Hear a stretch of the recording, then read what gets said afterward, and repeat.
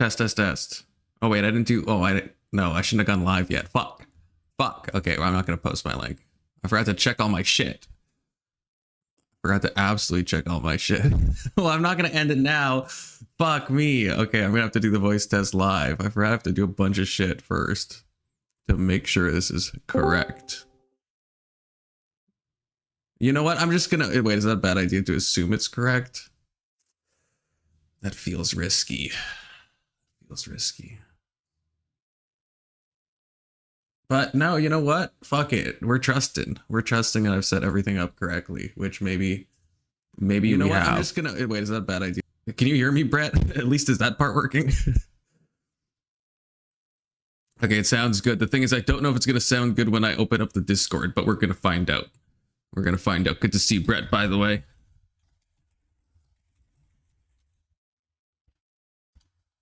All right. Wait, why is it just me? Oh, that's not right at all. Oh, I shouldn't have done all this. Oh, I really fucked up.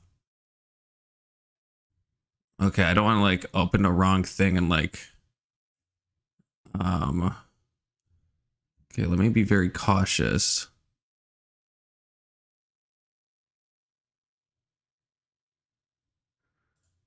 Okay, there we go.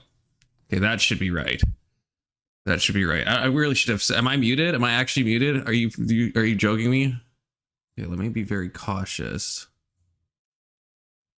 Steelman, are you freaking... I hate when one guy joins and says this because there's not enough people for me to tell. Brett, I trust you. Am I muted now? Did I fuck something up when I changed my layout? Or am I good? If I play this... Joins and says this because there's not enough people... No, I'm not muted. I'm not muted. Steelman's gaslighting me, okay? Bro's gaslighting me. Now, the real question is when someone joins Discord, will we all be able to hear them? That's what I'm really not sure on, but... Yeah, why is my thing all like sideways and shit? Okay, there we go. I can't believe you went live just to try to take Brandon's viewers. Yeah, I'm parasiting off of Brandon. Actually, yeah, it's a good point in some ways, you know. Well, it's not a good point that I'm parasiting Brandon, but I will post a link into his stuff, especially because he said he's going to come in and share this with us. What are you doing? Well, I'm trying to set my shit up. Hi, Brandon. Why are you doing that? Why would you go live when I'm live? How dare you? You told me to go. Chat, don't listen to him. Chat, he's lying to you. He's lying to you. Are you live? I am live. No. Unless you want to like say some like TOS shit, and I can like, you know, trick you and lie to you and say that I'm not live and then capture it in 4K. Can I P-bomb you? No, you can't do that. But you can like do something that'll harm your own reputation, for example. Okay. I'll allow that. Look who it is. Big Soda. Well. It's Big Soda himself. Hello, boy. And it's Brett. Okay, wait. Brett, you're watching my... Can you hear us on the YouTubes? I could hear you on the YouTube and on Discord. But can you hear other people talk on the YouTubes? Yeah, I heard Brandon. Okay, perfect. Hell yeah. Well, Brandon's the only person you need to hear. Confluent, it's hit or miss.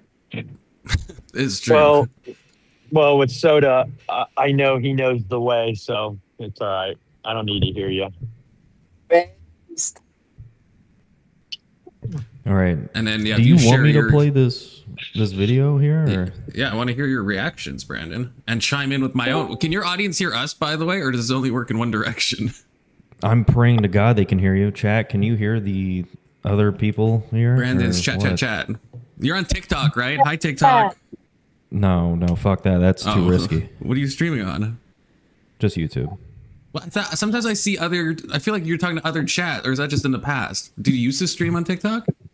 I do sometimes when because you can't say certain things on TikTok. So if I think like something like retard is going to be said, I don't stream on TikTok. What are you trying to say about my community, Brandon? You're saying you wouldn't put us live on your TikTok? You think we'd say something potentially not allowed? Yeah, you. God damn, no, not a chance. We can't even. We can barely stay on YouTube. That's true. We're almost like we're so close to Kick and Rumble right now. Okay, we'd I suggest be banned in like a Rumble. second on Rumble's TikTok. So Brandon, try sharing your screen. Okay, let's see if my shit crashes. Hold on. Can you see it? Yeah, we see it. We should be able to hear it, and then hopefully YouTube Okay. on my end can hear it too. Examples of countries who've gone through Can you this. hear it? Russia Yes. is a Barely. great one. Okay. They made Just tell me if abortion you guys- legal. You can turn it up on your end, Rage, too. You have volume controls for your end. How? Oh, Like if you Never click mind. on this, yeah. I got it. I swear I'm We got not a Hunter woman. Toby in the chat. What's up, dude? They're that's just my cousin. degenerates. That's who I'm talking to. Don't worry about them. I don't take Death Knot You said you had test a you. debate coming up, right? Huh? Did you say you had a debate coming up, Brandon? Fuck no. I did fill out Oh. horseradish's thing though.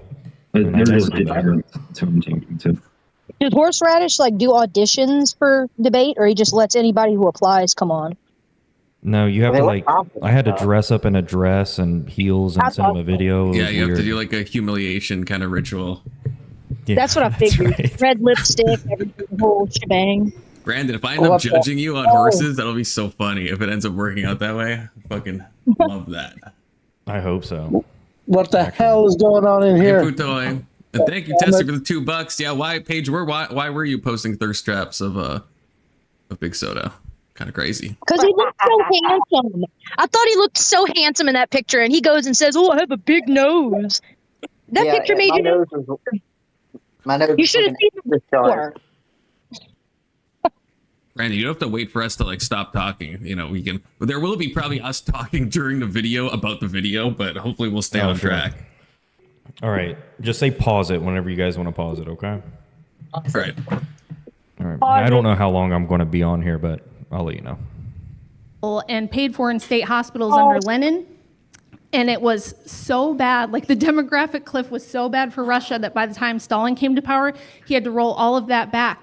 But because they were communists, they wanted to push women into the workforce. You need workers to have communism. Women needed to be working. And they tried to do women workers and pronatalism at the same time. It did not work. They've never recovered all their economies birth need rate. workers, right? The most important piece of basically So, capital for investment sure. is human Which is human why capital. you could also look at South Korea, which is a very capitalist Western style economy, but has also been taken over by feminism, and they have 0.7 births per woman right now. There's not going to be a South Korea in the next 20 or 30 years if they don't turn it around. I'm curious, what's the number one correlate to declining birth rates in a nation? Women's access to higher education. Correct. Yes, women's access. It's actually everyone's access to higher education. So I'm curious, would you consider Saudi Arabia particularly feminist?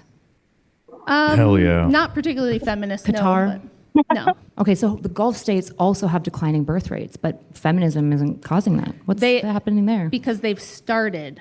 Saudi to- Arabia, famous Yes. for feminizing. Qatar, famous for started letting feminizing. women They drive. have started letting women work. Their They've first started mistake. allowing things like birth Their control. birth rate's been Exactly. declining for a long time. It's a step Actually, in the it's right below direction, right Everybody, now. yes, everybody in first world economies where there's think, you know, urbanization, even if we have a industrialization, drive- as I explained, that's Sorry, I what just can't enables take this feminism. goddamn So isn't it sexism. urbanization I'm that outta we're here. blaming here? Because I feel Not like until- It was actually a misclick. I'm too tired to be on panel. I just didn't want to leave and be rude. Have a good See night. you, See Futoy. you later. Bye, Futoy. Don't come All right, I'll back. see you later, Futoy. I'm gonna show up at his fucking house. Just careful There's going not- to Ireland, Brandon. Some crazy sounds like fucking it. people over there. That sounds like a good time. If you go over there, everybody just acts like Conor McGregor. Every That would be every base. car's just got 8 Conor McGregors. Until you thing. push women into the workforce and they stop having kids. Again, if women were working as nurses and still having 2.5 kids per woman, I would have no problem with it. But nothing you're addressing tells me what we're going to do about this. Well, nothing What- you're pointing how is to your- says it all Brandon, falls can you at pause the for feet a of sec? feminism, right? What you're pointing. Why- Of course. So I feel like you've probably weirdly listened to Rachel Wilson probably more than I have in a strange turn of events. Do you know what does she want? Like how, like, does she have prescriptions on how we, like, I guess, stop Read her women book. from being in the workplace? I don't. Yes. I mean, if I had to guess, I feel like it would all be cultural influence. I think that's her sort of prescription. I don't know if she wants to do anything legally. I could be wrong about that, but it sounds like she just wants to change the culture somehow. But I don't know if she gives specifics. Okay, I know she wants to, like, repeal the, you know, the 19th or whatever, but I don't know. If that, isn't her views? I mean, pretty much the same as Andrew's. Probably. What does Andrew say? I thought the whole idea is to have a single income household again. right, but how does she want to get there, I guess, is my question. Like, yeah, like, just by cultural stuff, but how do we even do that culturally? Because, like, I don't think most people can really afford to live on, like, a single, like, that's how things are kind of designed now. Houses are based on, like, a 2 income. So how do we, like, put the genie back in the fucking bottle, I guess? I don't know if Exactly. Yeah, that I don't know. You would have to start, like, with massive economic policies to try and push us back into at least a area where we're able to do that. Right, there'd have to be, like, some, like, economic reset or something. Because if everyone just started doing that, like, already people can't buy houses. People would just be able to buy less houses if people were just on, like, single incomes, right? Like, the median wage would have to shift, housing prices would have to go down. I don't know enough about the economy to know how this could happen, but I just feel like if all of a sudden we just took that prescription seriously, and, like, Big Soda, I don't know if your wife works, actually. Nope. That's okay. So I guess I guess it works for you. So maybe it's possible. Yeah. But I feel like if a lot of people's wives stopped working, I feel like they would just, like, lose their house, you know? I don't know. I feel like they would have to, like, buy all the social media platforms to even change things culturally. I mean, how else are you going to change it culturally unless you have that sort of, you have large platforms to where you can push out the sort of propaganda that you want. Right, because change to influence a few people to want to do this, that's one thing. But to, like, cause something where the housing prices are actually decreasing and stuff like that, I feel like there'd have to be like a tipping point of an amount of people doing this. Right. So then housing costs are dependent on a single income household instead of being dependent on a 2 income household. But there has to be like an amount of people doing that. Otherwise, I just don't think it's going to work. Right. It's already got to be leveled. Go ahead. I hope they succeed so me and my fiance can keep working and we'll just have double the money of these broke fucking 1 income households. You know? We'll fucking wealth mog them. Yeah, you'd be fucking rich. Brandon, do you mind if I read super chats? I know you're, like, live and stuff, but okay. I don't give a fuck. Thank you, World Radio. Confluence is on this fucking level. Take a Zyn break. Refresh yourself. I'm on a Zyn break. The problem is I'm drinking coffee, but it also has Kahlua in it. So I think it's, like, helping and not helping at the same time. And Futoy says, thank you, Futoy, for the €2. Brandon, y'all do nothing. I don't know what that means, but Futoy is trying to mog you, Brandon. How do you feel about that? That's why you ran. That's why you ran from the voice chat, buddy. Isn't it bedtime where you're at? Go to bed. It should be a normal time. Yeah, it should. I was going to say this should be his normal operating hours, or at least just waking up. Oh, is he behind us in the time zone bullshit? I think so. He's like, I think he's like 9 hours ahead of us. Yeah, go to fucking bed, dude. Because it's like 4 a.m. Yeah, when it's like 7 my time. So yeah, I guess it's probably midnight is my guess. I think so. But it's a Friday night, you know. Futoy's a young buck, so. Now, when we say young buck, are we talking anywhere from like 40 to like 80? Yeah, pretty much. Yeah, somewhere in that bracket. All right, let's hear this woman prattle. Right the now, women stop having babies because of modernization through increased education. Saudi Arabia, I'm so sorry. As much as you might want to insist Saudi Arabia is feminist, it's certainly not. In fact, do you know why women in Saudi Arabia are pushed into education? It increases their dowry value. That's why. Because it's like that sounds like an Islam problem. Well, Victoria, England did this as well, where essentially they view proof of education as good genetic stock, so it makes that wife a more valuable woman. Should So lower Right, but I don't know nobody what's had a feminist birth about rate that. crisis in Victorian England. Well, the thing that you have to disentangle here is why is Saudi Arabia having the same problems that you're falling at the feet of feminism? And I'm saying it looks more like modernization might be the problem here. And Saudi Arabia certainly has both modernization, but it certainly doesn't have feminism. So you're going to have to answer the the Qatar CDC Gulf and problem. the United Nations both say that the main correlate for declining birth rates is sending women to college and sending them to work. I didn't And disagree with that. As a mother That's just not of 5, feminism.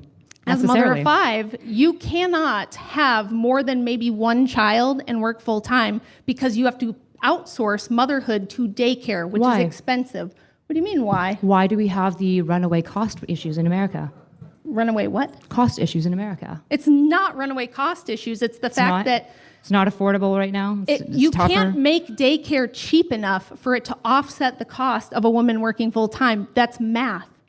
I don't How are think you that's- going to make I don't think that's true daycare at all. cheap enough that a woman can have 5 babies and work a full time job? And why? Wait, I missed it. What was said? I was talking to chat. She said that it's just impossible math wise. Rachel said this, that it doesn't make sense to work a full-time job and also put your kid in daycare. I don't know. Like, is people it maybe do stuff that? works different in right? That's what I'm saying. Like, I personally know people that do that, so I'm assuming the math has to work out that they're making more money. Otherwise, they wouldn't be doing that. I mean, daycares are all over the place. Like, so I don't really understand how she's even saying that. Like, she thinks everyone that's using daycare is just taking a loss, a net loss, and just doesn't realize it.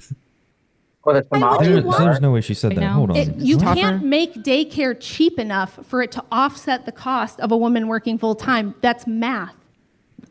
You See, like, can't- how else do you take that? you can't Well, she make did say daycare you can't cheap make enough. it cheap enough, not necessarily, But it obviously is cheap enough if women are doing it, unless she just thinks that women are taking a net loss and they'd be better off just staying at home and not working, and no woman has realized that and they're actually just losing money. Well, Then no. what is a net loss? Does she mean like the money that the woman is bringing in from her job doesn't Yeah. I think isn't so. on par with what she's paying for daycare? That sounds insane. I mean, how else what's the other way to interpret what she's saying? Like, it sounds insane, but I don't know what else she'd be. Yeah. Yeah, Oh, Butoy well, I said that's a think Conor McGregor quote when he said, "Brandon, y'all do nothing." Okay, I see. Oh, you'll do nothing. Okay, I Right. know what he's talking about. Okay, good for him.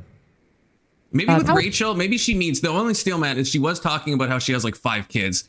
And I'm assuming the cost goes up the more kids are in daycare. And so there is probably, well, there has to mathematically be an amount of kids where now your job, unless it's a very good job, is not going to offset that. If you have like 10 kids, the cost of putting 10 kids in daycare, I think most daycares give you a bit of a discount if you have like multiple kids, but still, right?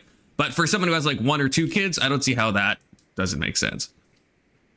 Right, yeah. I'm not sure how the math would work there, but unless you, like you said, have like 7 kids or something, and each kid is like $200 a day, like you better have a good paying job. Right. Yeah, I don't know. Plus, when families are actually valued, you actually still have grandparents around. You know what I mean? Like, so if everybody isn't all spread out all over to find the best job that they can, do what's best for them, you still benefit from the outer family network as well. Whereas if you have no connection to your father and mother and you have kids, you can't rely on them at all to help you with some of this stuff. That's true. Yeah, it's also assuming that you would need like daycare 100% of the time, that you have no like family structure at all to like kind of take the burden off a bit. Hello. Hey, Kirk. No questions, Hello, please. No questions. We're co-streaming with Brandon in a way, and he's guiding us through this this feminist debate, if you will. Yeah, what's your thoughts on feminism, Kirk? I have a mixed attitude. I think that things like abortion are bad, but I support women having the right to vote. Half-based. Okay. How about one Are you vote? going to How make about just one vote per household? That'd be fine. About How about That's we a vote? reasonable proposal. But How the about problem fucking is, IQ test how do you for allocate voting? that up? Who would get to decide? Would it be the That's not fair, husband or the Brandon. wife? I Like, wanna I just don't know vote. how you realistically enforce You're that. just trying to make the Republicans lose, Brandon. I think that's unfair. yeah, stop that. We should definitely have some sort of testing for you to be able to vote. You guys should look into Well, there. I mean, actually, I was gonna say something, but it's probably too spicy for the panel. Yeah, don't. Yeah, please don't. You guys should look into I think it's called epistocracy. He's like a libertarian guy, but he has this view of voting. It's kind of like you have to know what you're talking about for your vote to count, but it's like weighted voting. Like the more shit you know, the more your vote counts. The less you know, the less your vote counts.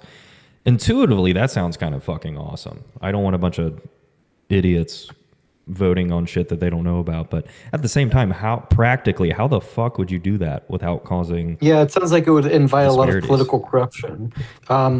The thing I would prefer would be my preferred strategy would be gerrymandering out the segments of the population where there's a concentration of basically low IQ voters in certain geographic areas. What's the color of the people you're trying to segment out? Right, what did you just mixed, say? Mixed of all different colors. But not mixture the of all heat, different right? colors. It's a combination. It's no one specific color. It has nothing to do with color. It has to do with basically if you can find that there's a region, like a geographic region of the country which has a lower IQ, like for example is popular in inner cities, then you should gerrymander out their vote. Kirk, I'm gonna find you, Kirk. I'm gonna pull a Brandon and find you. Yeah, I'm gonna fucking find you too, dude. Give us your address. Wait, why would you want to find me? You're just hitting the triple threat of your casual racism that you think How everyone is that racism? I didn't mention race once. Just stop. I said this yesterday. I- You somehow think everyone But on I panel, did- despite listening to what you've been saying for the past 3 times, thinks that everyone is like too stupid to like connect the dots that you're consistently painting. No, I can't connect the dots. So can you explain to me? Because I can't connect the dots here between what you're saying. No, I'm and not going to racism. humor you. Brandon, go play the video. Yeah, good idea. That's subliminal racism. Daycare cheap enough that a woman can have 5 babies and work a full-time job. And why would you want that? Well, Why don't we want mothers? Any mothers here love having to send their kids to be raised by someone else all day? Do you guys the question like that? again, you can narrativize, but the question I'm actually trying to pose you and get an answer to is what changed in the 70s, as you claim, where women started becoming dual income earners? What changed in families? What was going on? And you're like, it's the gold standard. Are you asking That doesn't what? matter. No, I'm telling you exactly what happened. And this is Contraception. not me. This is the U.S. Department of Labor, the U.S. Department of Commerce. All the sources in my slides say that in the 70s, the reason was because we had a huge income tax deficit because of the Vietnam War. At the same time that they had passed birth control legislation making it legal. And not only that, making it free and cheap and socially acceptable. We had Roe v. Wade, now everybody can get an abortion. And at the same time, you start pushing through the culture through a massive propaganda campaign, through things like, remember the Stepford Wives movies, remember the Mary Tyler Moore show? The 70s were just saturated with girl boss empowerment stuff. And I was born in 1980 with She-Ra and Madonna and, telling women that motherhood is a ball and chain, that the smart girls go to college and have their own money and they don't need a man. So you've got this cultural propaganda campaign. You've got government money subsidizing college, which is why it's so expensive, by the way. And then you've got birth control and abortion. Okay. So the trend becomes, go get your bag, go get your career. Men are icky and bad. They're going to abuse you. Children are a ball and chain that are going to hold you back. You need to go to work. Sure. And that's what women do. They still haven't gotten. Yeah, and what's funny is that people on the left will say, "Oh, we need to protect people from big businesses," when it's the big businesses that promote this girl boss bullshit because they want basically women to work a 9-to-5 job and they don't want women to basically have a husband because that would require domestic labor and stuff that would take away from them being productive members of a company. So they're not actually anti-capitalist. Yeah, but Kirk, you're trying to advocate for intellectual hierarchy, and I'd say there already is intellectual hierarchy. It's just not as explicit as what you're trying to go for. My point there had nothing to do with intellectual hierarchy. I'm Well, saying that only the smart people can vote if you're gerrymandering out the unintelligent. Okay, we're I know, but that's not what moving on from that point. Kirk's going to trigger me. But that's not the point I'm making. The point I'm making is that the left is hypocritical for saying that they want to protect people from big businesses, but then support the feminist agenda of the big businesses. Yeah, no, that's a valid point.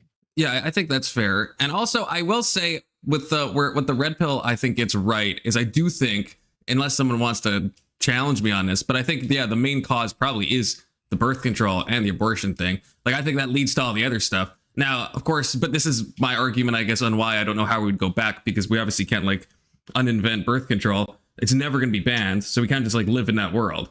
But I think the red pill is right, not in that they see it as a bad thing. I don't know if they're right on that, but they're right. I think that is what caused this like massive shift to happen, where if women have reproductive autonomy, that's going to like change a lot of things about society and culture. I just don't understand why we can't get a hold of the drug industry and not allow them to give drug pills to eliminate kids. Because, I mean, ultimately, that's where the majority of the abortions are coming from. They made it so much easier to do it. And so, like, there isn't this, like, okay, we have to have a surgery. Okay, there's going to be some trauma. Well, maybe not as bad a trauma if you take the pill. You know what I mean? They tried that, right? But didn't they try to ban, like, mepisterone? Or I'm saying that wrong, but you know what I'm talking about, that, like, the... Yeah, but they've got one of the abortion pills that you take in conjunction with that other pill. Yeah, I think they got it back. I'm pretty sure if somebody looks it up. They tried to ban it, but they failed. Exactly. Okay, real quick, I do have a question, Confluence. Since it's an open panel, can I just please get it No, out there? you can't. We're co-streaming with Brandon, Kirk. Yeah. We're co-streaming with Brandon, and we're watching this video. That's what we're doing right now, okay? But you said yesterday that today would be an open panel where I could ask my questions. Yeah, not right now. Not right now. I love how when can I ask my question? I don't know. Kirk, I'll probably be gone in like 30 minutes. There you go. So let's keep going through the video. Well, Brandon, actually, do you agree with what I said before you play? That's probably like the main cause of the economic shifts is probably birth control. The red pill's probably right about that.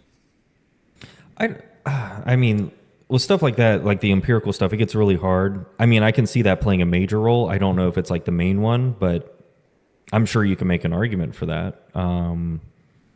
I don't have a strong view, though, if I'm being honest. All right, fair enough. Wait, hold on. You said 30 minutes? Did you say 30 minutes? Shut up, Oh, my goodness. Yeah, my fiance gets off at around 5, so yeah, somewhere around there. Well, then can we play it at 2 times speed? Shut up, Kirk. I'm going to fucking kick your ass from the Discord. I swear to God. I'm just asking if we can play at 2 times speed. I'm having fun with Brandon, okay? If you don't like this, you can fucking check out, okay? You're disrupting my Brandon time. He's got limited time. You're being a little shit. Do you guys want me to speed it up though? Is it too slow? I don't want to do that. No. Yeah, I think it's fine. Don't listen to Kirk. Okay. Never listen to Kirk. Because I do that sometimes. I do speed it up, so I don't know if you guys do that. In fact, make it slower. All right, let's do it, dude. Hold on. Still haven't gotten an answer Oh, yet. shit, they're How drunk. is They're it drunk. going? Yeah. This is my kind of party. Let me talk for a second. They record clips. Right? I'm letting you debaters show up speak. drunk to Give me debate. some space to speak as well. Right, that's brutal. Right? So let's talk a little bit about the 70s. Go ahead, Kyla. Oh, if you want Rachel to just monologue, I can just sit here if you want. But if you want the debate and show, I have to participate too. So let's talk a little bit about the 70s. It fucking hurts. So the It fucking 70s is hurts. So where, catty. what did you say, what percentage increase? I hate was her something because she over looks 20, so good. 20%. Until 20%, so 70s to what? What was the 20% point? Was it the 90s, 2000? No, just in the 70s alone, I believe it went up. Female labor force participation went way up in the 70s. It was So the biggest jump, and then it continued in the 80s and 90s, Yes. and now we Yeah, have so- about equal numbers. So I'm going to show you a beautiful thing that we can do in the world, okay?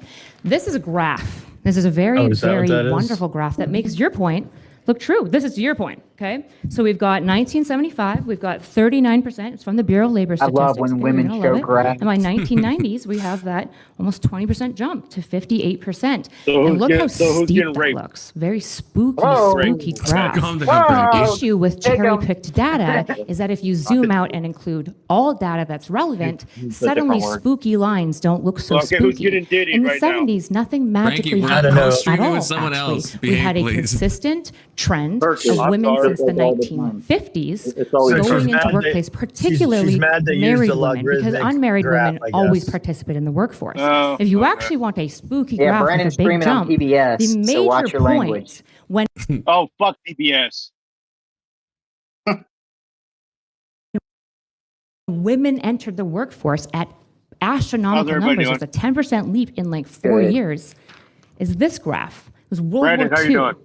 This is the only notable moment. If you'll notice on this graph, Hey, he's probably it's talking to all his the chat. same He's probably trend muted. line. So if you're gonna blame Section 230 is everything, my first time seeing you here. How you doing? Oh, sorry. I'm muted. I'm doing well, bro. How are you? Sorry. I'm doing it right, man. Section is my first time seeing you here. Yeah, glad to be here. Yeah, man. Nice to meet you. Likewise.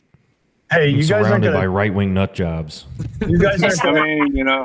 Brandon's You like, guys I are gonna- repeat everything. Why did I suggest that Confluence go live and I joined? Terrible. You guys aren't gonna talk when they pull the Venn diagrams up, are you? What the hell's I a hope big No, not. I diagram? enjoy I'm it. excited about these graphs. You don't like graphs? I'm just kidding.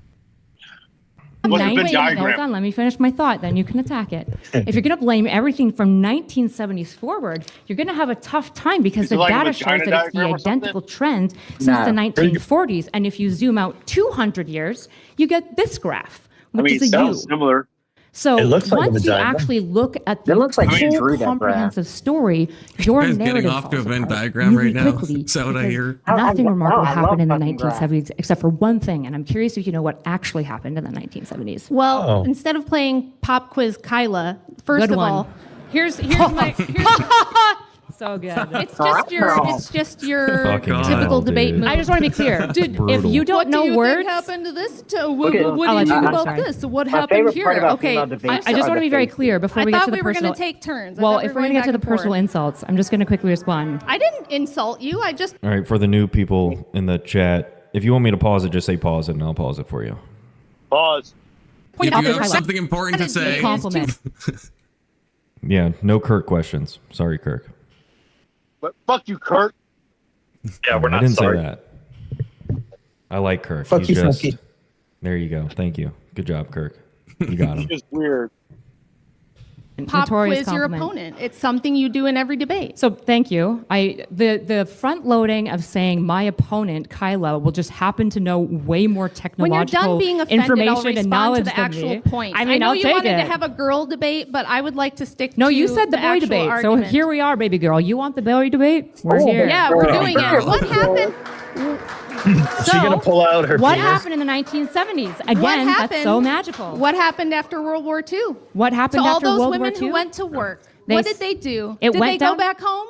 5%. Yes, they did. Well, They went back 5%, home. and then look, the same line of best put out fit whose from penis? before World War II. Because you know what made women go back into workplace?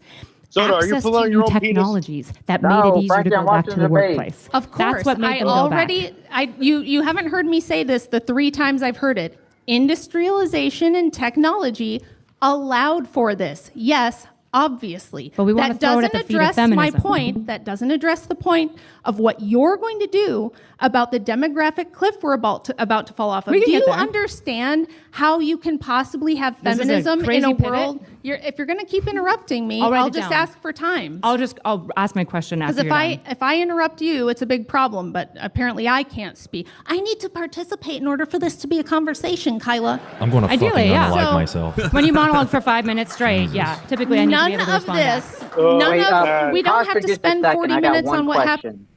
Brandon, you seem to watch a lot of debates. Can you give me one good debate between 2 females? Off the top of my head, it Off would the be top of like your head. some.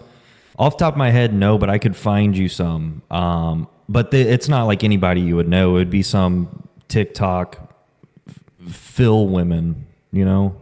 It would be a debate about who made the sandwich better. I mean, like, Actually, this is. I care less about this debate. yeah, this is brutal. This is a brutal watch. Yeah, let's talk sorry, about guys. let's talk about physics. shut up. No, No, let's fuck not. Let's Great ban idea. Shut up. Fuck Okay. up. Another synagogue, Kirk. Sorry, Kirk. Apologize to him. He deserves everything. Loki does sometimes. Poor guy. Like, is it weird? Like, is it weird that my dick is getting soft watching these two? 'Cause, like, it seems like my dick is just getting soft. No, that No, happens for gay people. that's probably normal, actually. happened in this decade or why women worked. The point You of certainly don't want to. Again, Yes. the point of everything we're Hard for your talking about narrative. here is that, yes, thanks, James. Nothing you're saying addresses the fact that we are about to have a collapse of our first world standard of living.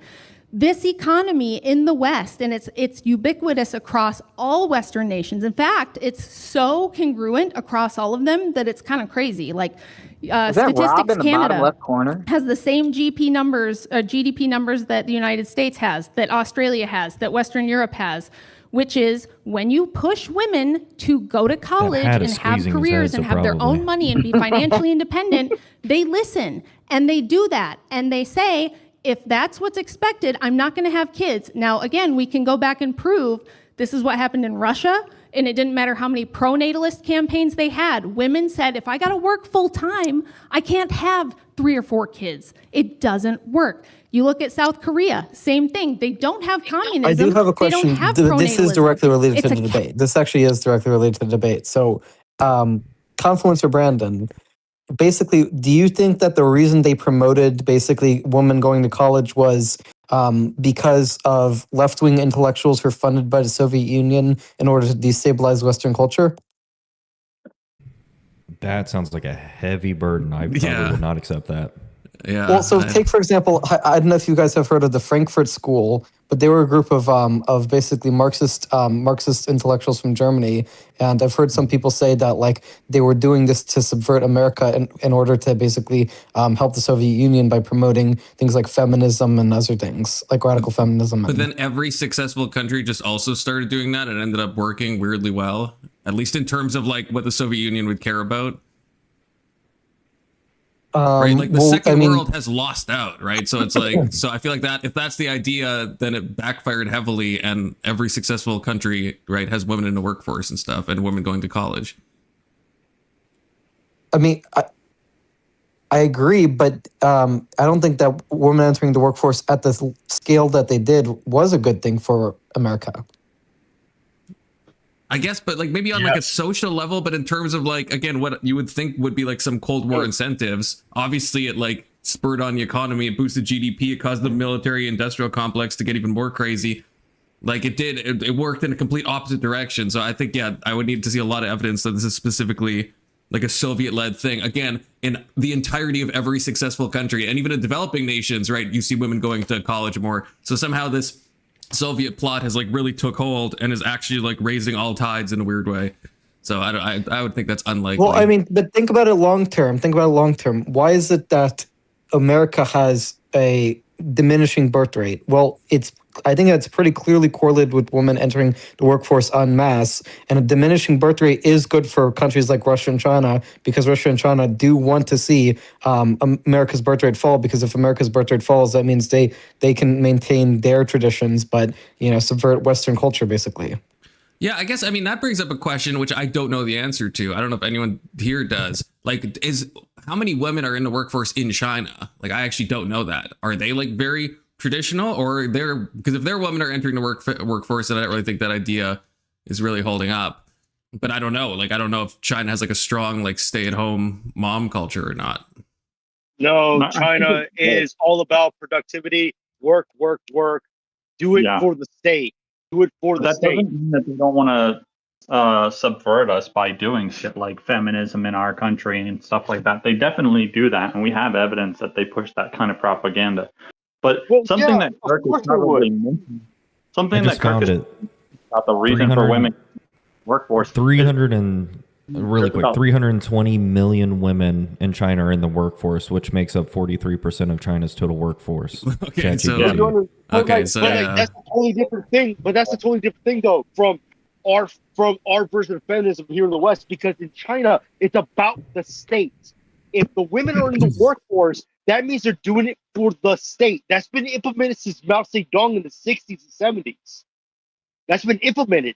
So then this version of feminism that we're facing now is an entirely Western thing. And the fact that China is using it to their advantage is going to be detrimental to us in the long run. But obviously what it does mean is that merely having women in the workforce does not mean that your birth rate has to suffer. right? It means you could have both. If China has 40% of their workforce is women, and they still have like a insane, you know, population, that obviously means you could have both. You can have your cake and fucking eat it too, you know? They're actually having problems with their population, especially because of their one-child policy. So, right, which they were doing because they had too many kids. They had too big of a birth rate. About to crash very soon. And again, yeah, their gender ratio's all fucked. I agree, but I'm just saying those. Do you get what I'm saying? I'm saying those two things don't have to be linked. There's obviously some way that you could still have women in the workforce and somehow fix the birth rate problem. Like, it's not like those things are like tied 1-to-1, that you would have, if you want a better birth rate, you just have to kick women out of the workforce. Like, I don't see that. Yeah, if China is, if those stats are right. Yeah, but it goes back to the family dynamic. I mean, they've got really good families, like the way that their families are pretty tight. Right. Because I would see probably the same thing with like India and stuff, where it's like a lot of these countries, yeah, they have more like traditional stuff going on. It's probably more of a cultural issue than it is like women in the workforce and stuff like that, in my opinion. But that's kind of a guess. But I said this on stream earlier, but I think a lot of this stuff is moot with AI. I mean, you have people like Elon, Sam Altman, the guy from Anthropic, all saying, yeah, we're basically going to have a fucking genie that can grant you wishes within the next 5 to 10 years. So I don't even know if this stuff is even important. Brandon, you're talking about AI. How much linear algebra do you know? What's that matter? Well, you're claiming AI is going to do this thing when you don't know how AI works. And if you don't know how AI works, why are you talking about AI? Because I can listen to the experts and use that as a heuristic for my beliefs. Kurt, what a woman as we do with most things. Kurt, you barely understand what sex is, dude. You barely understand what fucking sex is. You have a micro penis. You barely understand what sex is, Kurt. So how can the fuck do you question Brandon about AI when you don't even understand what fucking gender you are, dude? Get the fuck out of here, dude. I'm not. I'm saying, Brandon. So is your claim that in basically AI is going to act as a genie?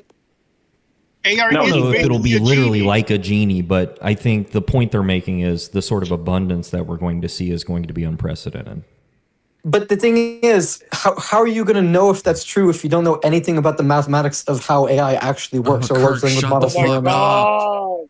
Brandon gave you a very good answer. Yeah. I know, but what if what if you're misinterpreting those experts because you don't? Wrong? No, what if you're misinterpreting what the experts are saying because you don't know the language you're using to express it, which is mathematics? Not a misinterpretation. They weren't using jargon when they said in 5 years we'll basically have a genie. There was no jargon in that sentence. But I think I can extract what they're saying and understand what they're saying. Yeah, abundance means abundance. I'm just saying it's good to have some intellectual humility. Shut the fuck up. That's exactly what I'm doing, dude. That's exactly what I'm doing. God, Kirk.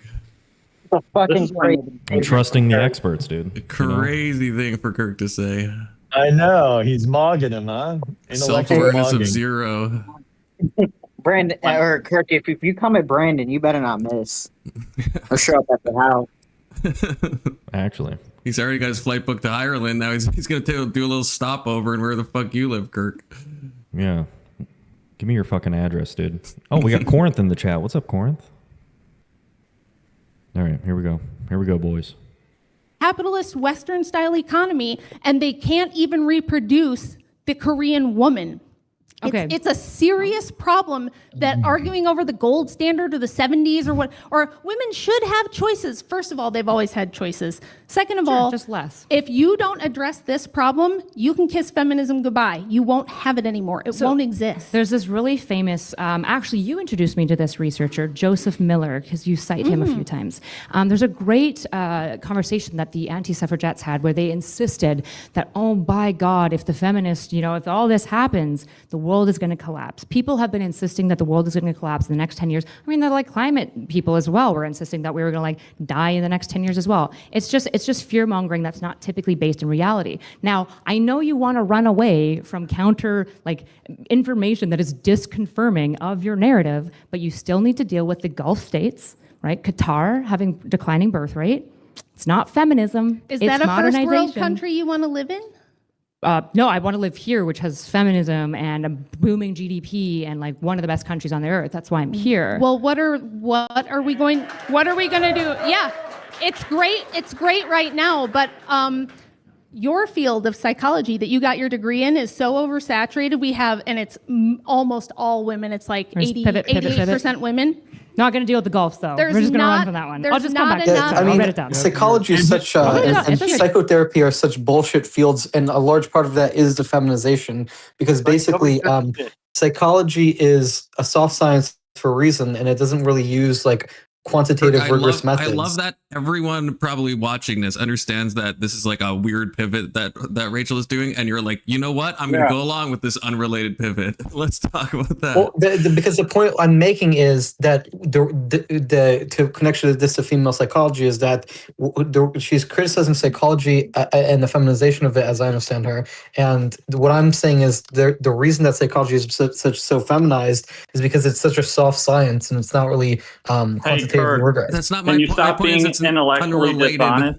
It's an unrelated You're not a thing to psychologist, so if you don't know about it. She brought it up, though. It is I know related. she brought it up as a fucking red herring that has nothing to do with what Kyla said, and you're like, you know what? Let's follow this red herring, and that's a crazy thing to do.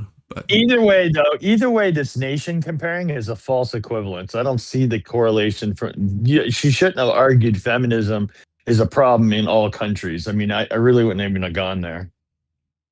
I mean, it just introducing feminism to any country is going to cause problems within that country.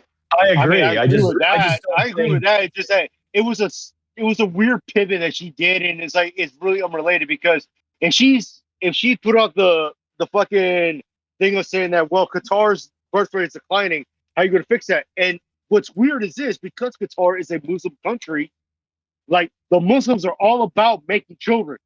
So there's a declining birth rate. There's a problem, and the problem is because they're killing each other. That's the problem. I don't know if and that's they also the don't reason care for about Qatari either, birth rates. It's not like our mortality rate thing. Pretty sure they can solve birth Testy rate with the crisis $5. Thank you, Testy. He says, then why does Kirk trust the expertise of their therapist if the field is bullshit? I mean, that's a fair question. Why do you trust a therapist, Kirk? You have a micro penis. I don't know. Hey, I don't have a micro penis. I was going to say, I think Kirk shouldn't be non-binary because he's got a huge pair of balls. The Jews are coming for that next, okay? And his third circumcision, they're just going to take off everything. Exactly. Sorry, Brandon, keep going. Sorry. Brandon, I take no responsibility for what's happened here, okay? I take no responsibility. Oh, I already said that to my chat. I am not responsible for anything that you guys say, and that it is me listening to it is not a affirmation of what you guys are saying. Okay, good. Yes, Brandon disavows. I made that clear. Yeah. But he does affirm everything that I say specifically. I mean, well, no, everything Big Soda says I agree with. In principle. But everyone else, you're fucking wild cards. Y'all need to be banned, removed from society. That's right. Soto, when was the last time you got your penis tickled? Oh my gosh, please, God, please. Video time. Just Adderall. Good one. It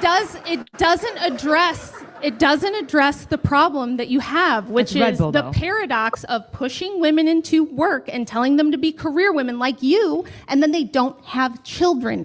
How are you going to perpetuate the next generation? Do you realize that the complex systems first world economies rely on can only suffer about a 5% loss of skilled male workers? And right now in this country and all across the West, we have all of the Gen X and Boomer men who know how to run complex water sewage treatment centers, keep the power grid up and running. Like, these are highly skilled things. You can't just get someone from Pakistan, put them in a 6-week course or whatever, and make them a power lineman. You can't do that. These men are not replaceable. We have to start having babies, or you're going to have short-term boom. That's what we've got now, at the expense of long-term stability. And it's not fear-mongering, it's math. The World Health Organization, the UN, and Elon Musk talk about it all the time. Like, hey, We're already seeing supply chain shortages. We're already seeing problems in keeping up the infrastructure. Trump ran on the fact that most Western nations, like including the US, have shit infrastructure. We have water lines in LA that are 100 years old blowing up all over the place. What, 6 or 7 of them in the last 2 weeks? Okay. 6, 7. All right. We have to do like a timer at this point. I don't even. So if you want to, I address want to the talk to you. demographic And if we cliff want to talk or to each none of other, this we have to go matters. point by point. Like if you Lori, we'll pick monologue it at back. me for 5 minutes straight with multiple points, they're all valid points, and I want to talk to you I just about have all one of them. question. I- How I- are you going to solve the birth rate crisis? Answer mine first. How There's do we do no that? future without How more do you people. how do you reconcile the fact that you're claiming in the 1970s feminism infused a bunch of women to the workplace, but we actually see the largest Okay, I'll boom just of women. grant Hold it. on, I'm not done. I'll just Nicole, grant I'm not it. done. It the doesn't even largest matter for my boom, argument. the largest boom of women entering the workplace is right before the golden age of capitalism in America. Right? That's what we see when the American currency becomes the gold world reserve currency. So if you want to blame it at the 1970s, my question to you again is, what actually magically happened? Because based on all of the actual data, nothing transformative happened. Manufacturing was starting to die by the 1950s, right? We have the Triffin dilemma, which is a much better understanding of, if you don't know the word, just ask, just saying, okay? The Triffin dilemma is a huge issue she's that definitely gonna causes ask after you massive say trade that. deficits for America, and it causes an issue where people are always going to want to invest in America because, frankly, we're the best. We're the best at everything. So again, if you're going to say it's the 1970s, I didn't. That's a straw man. It's My not a straw man argument- to say yes. that you said the 1970s is when this Finish, took off, the she economy and I'll happened. tell you, no. That's not a straw That was man. not in any way a pillar or linchpin of my argument. So it's the 1950s? No, birth rates have declined since industrialization. You're Since right, like the it 18... accelerated. Wait, It isn't that like the 1870s? Hey, can you pause it?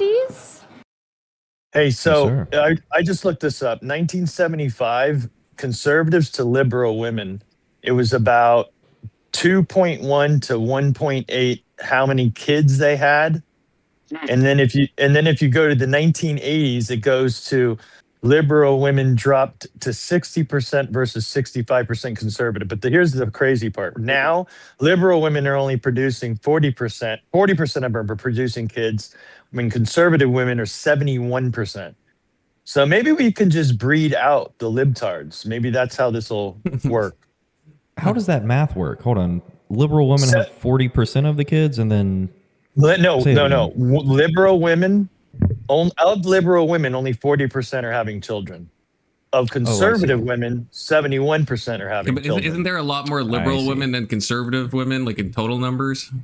Well, that would be the problem. So, like, Right. So I mathematically, think there I don't think we're may be an bringing up issue. still. Yeah. No, but I mean, overall, I mean, it clearly, if you're pro-abortion, if you're pro all this, this, I mean, it's gotta tilt at some point, right? I'm gonna start today. I'm gonna have 6 fucking kids just to up those numbers for the liberals. I mean, I got fucking 4. I got 4 right now, so there we go. I got 4. It is. Okay, that It means I is have to make 10. interesting. Fuck. It is interesting because her math tracks. Well, then from pull the your dick out and start 1960s. fucking bitches. Pull your dick out and start fucking females, man. Don't tell me what to do with my dick. Quit hiding your fucking dick and pull your dick His out. body, his choice, Frankie. Yeah, you No, fucking, no. pig. No, we men don't have consent. We men don't have consent apparently. So pull your fucking dick out. You don't have consent. You're doing it, and you're doing it. I will do that right now if I can do it on Confluence's stream. That You're seems damn right. fair. Go to Confluence Street. Pull your dick out. I have already. Maybe you mean those 70s. Okay, when she's done, then I'll talk. All right. I do want to make sure there's not too much interrupting. So if you Let's want do a chance- game. We both talk for 2 minutes at a time. We'll have timers. It's the worst How about that? debate ever. So So fucking brutal. God. It's horrible, dude. It's miserable. But like in each of their heads, they think they won in each of their heads. It's like, oh my god, I won. Oh my god, I won. It's What's like, worse is that nobody each wins. of their audience thinks they probably won. That's the Yeah, worst it's part like, of this. no- Okay. Yeah. The problem is, this helps nobody. This shit helps nobody. Okay? Like, does feminism, does women wanting to go to fucking work, like, what's the bitch's name in the red? Tyler. Tyler, whatever the fuck her she's name not a is. bitch, dude. Come on, she's a woman. What? She's a slut. Okay, cool. Like fucking. Damn. All right.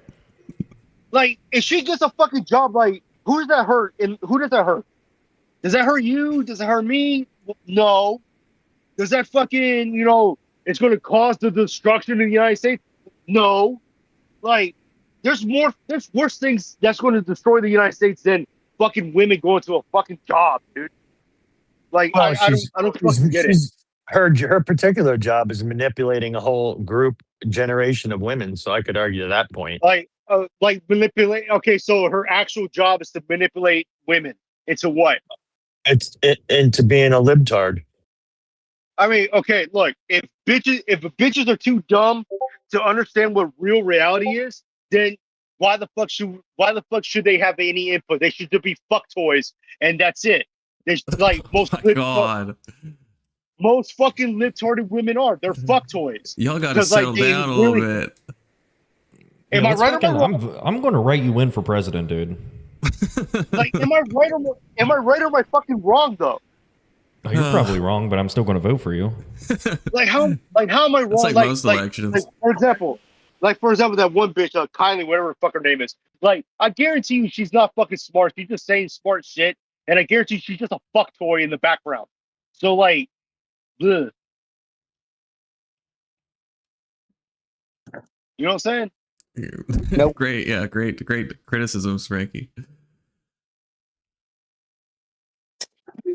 I appreciate that, but Keyboard I'm warriors. okay with keeping it organic as long as there's not too much interrupting. Mrs. Turner, is it my turn to speak? Can I talk, teacher, please? As a gent, because you're the Go only on a person actually fucking being sane right kill now. If she talks for someone 7 minutes in a straight video with game. multiple Do points, 2 minutes. It's fine. I have well, sure. one I just We'll want do to 2 let's go minutes. point by point. All right, you guys agree on However that? this debate That's ends, I'm gonna progress. take it out of All my right. family. You guys Also, are you're both okay welcome- with 2 you're minutes. welcome to when this interrupt I'm debate me. setting ends, the I'm gonna timer. Give me fucking, 1 like, second.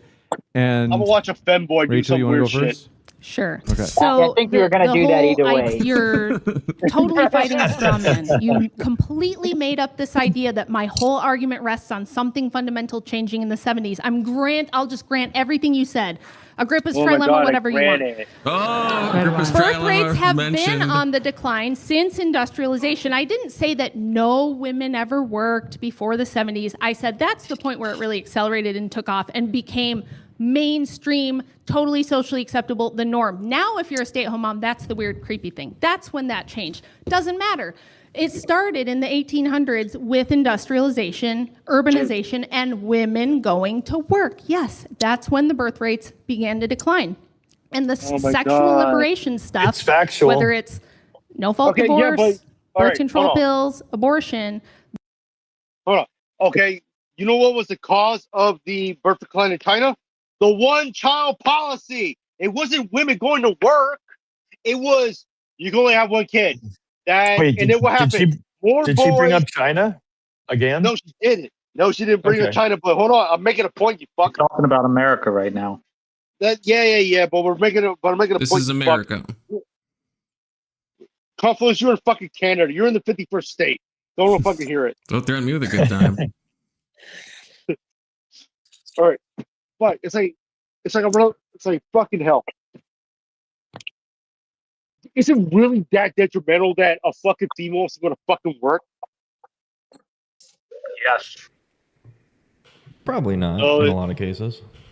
No, like for example, No. like if a No, it's a problem because if they make it out to be like a female has to work, should work, ought to work, then the banks ought to charge more for their houses, and nobody can do a single family income.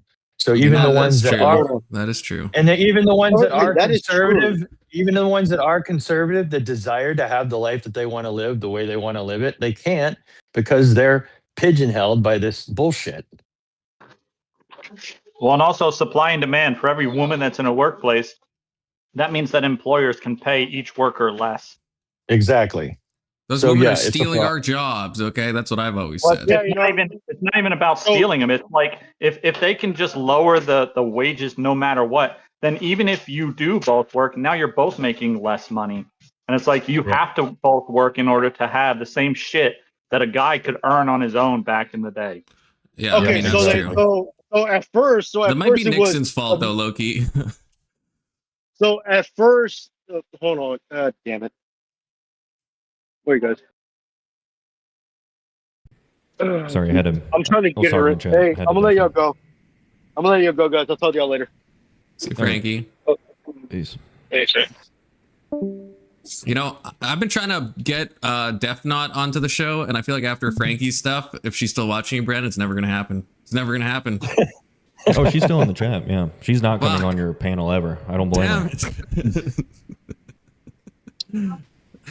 Is she really that soft that words would prevent her from, engaging in debate with people who aren't even using the words? That's kind of silly.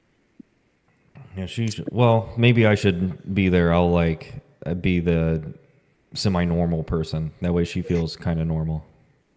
Oh, it definitely could be an open panel. That's for damn sure. The overall thing and the only thing that matters in this argument is what are we going to do about demographics? Because it doesn't matter what they're doing in Saudi Arabia. It doesn't matter when the gold standard happened. It doesn't matter when or how women got into the workforce. We are now in a position where all Western nations are in the exact same boat, that when you shove all the women into the workforce and tell them this is what you need to be doing and focusing on, and you need a 2-income household now to survive, no one has babies. You're number one. Do you think that that's not going to be a problem? I think that we absolutely need to incentivize. Kyla. Just to be clear, I'm going to give you full 2 minutes. If you want to use all of it, you can. Otherwise, you can kick it back to her when you want Here's to. what I'll say. Let's just talk. If I start listing off like a bunch of points, just interrupt me. It's pretty simple. No, I don't know, guys. I know conversations are hard for like the autism in the room, but that's how they can work. We're not going back. It was your idea to do 2 minutes. Let's start on it. Sure. I'll take 2 minutes precisely. Sure, we can do that. It's just going to be a terrible conversation. What I'm saying is, like, Rachel took 1:40 or so, and then she let you go for your 2 minutes. If you want to use a minute. I want 10 seconds. Okay? Let's meta conversate some more, I think. All right, but I'm going to kick it over to Rachel to use 2 minutes. You just said industrialization is when women started going to work. That's false. Industrialization is when women stopped going to work. That's when women workforce participation declined in the 1800s. What? Okay, so hard for your narrative. It's no. When you talk about women working, nobody thinks that working on your family farm or in your family business with your husband and your dad and everyone. Nobody thinks when we say women going to work, we're talking about dad leaves the house in the morning and goes to his place of business. Mom leaves her house in the morning, goes to her place of business, and the kids get sent to daycare or public school. That's new. That's post-industrial. Nobody thinks that agrarian pre-industrial society where you're working the farmstead with your husband is women going to work. They were having 7 babies on average before industrialization per woman. That was fine. Even post-industrialization could have been possibly sustainable had we not introduced sexual liberation, sending women to college, delaying the first birth until you're 31. That is doom. It's demographic doom, and you don't have a way out of it, and you don't have an answer for it, which is why you want to talk about anything else. Speaking of wanting to talk about anything else, still haven't gotten an answer to the 1970s question, which again, I granted it. You can laugh. I granted it. It is a hinge point of your narrative. It's not. I granted it. You're asked you when. Right. I asked you when. You're completely right about the 70s. I'm just going to grant the you get the full point for you. Now, what are you going to do about demographics? Just so the speakers can be heard, I do need you to keep it quiet in the audience. Is not so erudite. You have 2 minutes if you want to use it. Sure. Otherwise, we kick it back to Rachel for 2 minutes. No, I'll use my 2 minutes. Okay. So the Gulf states, again, so the reason why you're acting like this isn't relative at all is because it's bad for your narrative, right? For example, Japan. Do you think that Japan was like a highly feminist country? Yes, it's highly modern and industrial. Post-1970s? Women are absolutely expected to work in Japan. Post-1970s specifically is when that feminist infusion really came out? I don't know. I'm not sure. I'm not sure exact timeline of Japan. Doesn't matter to my argument at all. If we want to stick with 2 minutes, irrelevant. If your entire narrative, Kyla, if you're asking questions that she needs 2 minutes per question. And we're only 45 minutes in. That's what's crazy. How long is it? It's like 2 hours. You want to skip? Oh, you guys want to skip to the Q&A? Jesus, how does this go on for another fucking hell? I don't know. Do you want to skip crazy. to the Q&A? The Q&A is pretty funny. They really talk shit to each other there. It's Yeah, a let's lot of hear it. dopamine. Okay, all right. Pump into my veins, Brandon. Okay. Look, everyone's getting the fuck out of there. I guess on the planet or the. For you. My question is for you. I have a name. What's that? I'm just kidding. Kyla? Yeah, hi, All sir. right. What's your name? John. Hi, John. Nice to meet you. I heard somewhere that the three most influential things, I guess, on the planet are the nuclear bomb, the transistor, and birth control, right? I don't know if that's true, but it sounds right to me. Okay. If you could remove one of those, you can't remove the first two. The third one is something you could do about, and to me, that sounds like that's under feminism. Can you at least acknowledge feminism is at least part of the problem? And if we eliminated that part, would that not help everything? I don't That's remember unique. going to this. That's a unique Holy tack. fuck, Brandon. Right. If This you were is me in 10 conservative, years. this is what you would look like. So feminism is part of the problem and it's part of the solution to a lot of issues, right? Society isn't just like a simple thing, right? Pakistan is a really good example of a country with exploding birth rates. They really solved that issue, but their economy is struggling and they keep on getting dumpstered by India in war, right? Pakistan is a great example of why in a country, lots of things matter all at once. What you're calling contraception, is that Yeah, I like don't think feminism or that's right. technology? It's probably a bit of both, right? But what it really is pharmaceutical companies making money from a technology that's utile, right? So the issue is you're pointing at one of the technologies as being like useless and we don't need it. However, I don't even know how we begin to make that argument because we do need women in the workplace, and giving them more control of their family planning has allowed women to massively excel in workplaces and achieve higher levels of education and productive output than ever before. I know you can't respond, sorry. Just a quick note on that. The reason that Pakistan's economy sucks so bad, even though the birth rate is high, is because they are a Muslim nation with the highest rate of inbreeding in the world. Oh, I forgot brown people. How did I not think of that? Are you going to sit here and say that, All right, that lowered ignore IQ from brown inbreeding people. is not a serious factor in It's their a huge, economics? it's a huge issue within Pakistan. The issue is that if your birth rate dream was so awesome, their birth rate is like Well, you 7.1. don't have to marry your cousin. Well, you hate to kind do of, this. sure. I'm not saying We do marry have your to go to the next cousin. Rachel, question. I know disconfirming evidence sucks for you, but you actually No, have to I deal with just it and blew not you just go, out. ma, brown people. You have to just go to the sat next here and said question. my birth Is- rate is not always we so do good. have It's to like, keep it no, moving. you're We do have to Almost keep like moving. countries that All only right. invest in The whole birth rate and reason don't invest in is they GDP. are Tend to be AIQ short. Kyla and Rachel. Yes, bucket of countries water that on them. control women We do and have to don't go let them in the into workplace Q&A. and don't allow them any There are more autonomy people. are There are more people shitholes. wanting True. to ask their questions. All That's right. Islam. All right. Next up. It's like that after every question, I swear to God. It's Boy, great. look at that nose. Easy. Kyle, this is, I need folks That's just a so they good can Looks hear the like speaker. Justin Gaethje. you mentioned kinda Saudi does. Arabian Little guitar, but smaller, from but- 1960 to today, Saudi Arabia's female participation rate went from 15% to over 35%, and they've delayed the time to have a first child to almost age 27. How does that not make Rachel's point? Because again, I don't think I would look at Saudi Arabia as a bastion of it. In fact, Saudi Arabia, a close ally of bringing it America, up. is letting women who are very educated in Saudi Arabia, for example, participate in their workforce because it's useful for them. That's why they're letting them do it. They're, by the way, still cutting off clits, so not exactly a feminist bastion. I mean, it makes her point, though. It doesn't make her point, because if the point is feminism is causing this problem, it's actually modernization that's They causing this more problem. than doubled do their wanna female move- workforce. I do wanna move and to the they're next one. educating women and pushing them into the Look, workforce. if you want to take the claim that Saudi Arabia is a famous feminist bastion, you can take it. Why I are just you think it's so absurd upset? on Can face. you- All right. Why are you so angry? All right. We're Like, going to go to the I'm next not question. angry. I'm You've laughing. All been, right. you've been I'm having a great freaking out time. this whole time. I got a Everyone's- cute outfit that's on. just I'm your feeling All right. great. We're going to go to the next question. Hi, Hi, sir. So I wanted to ask Not you as about cute Henry as that Ford. white outfit she had. I don't know So, much about Henry so he Ford. started human resources, you said, in the 1910s. So I believe like it was 1910 that the Ford industry In did, yeah. 1916, he was sued by the Dodge brothers for True. improperly investing and not protecting shareholders, and lost that case. Okay. So wouldn't that kind of show that Henry Ford was not a good actor in the corporate space? I don't know much about the case, but were they sued over HR? They By the were way, sued Henry over Ford did raise wages his and workers' improper wages. investment. HR? Using dividends to pay for HR. That's a big stretch there, sir. So was it HR that they were sued over, or was he doing fraudulent behavior? Sounds like the fraud might have been a bit more of a spicy problem. Okay. Hi, Kyla. Hi, She kind Rachel. of mogged there. Appreciate the Mogged a debate little bit. tonight. Juicy, as James would say. My question is for you, Rachel. You and Andrew sometimes deal with this idea that like guns are an equalizer, as in they can sort of minimize the distance between men and women in terms of the physical force they can exert. Right. And I know you have problems with that argument, but I can pretty easily imagine a future where a technology that's a true equalizer, like maybe gene editing is just one example, could just be a reality not so far from now. So I just wanted to ask, what does that world look like to you? And in a way, does it make kind of an egalitarian philosophy or fact of life inevitable?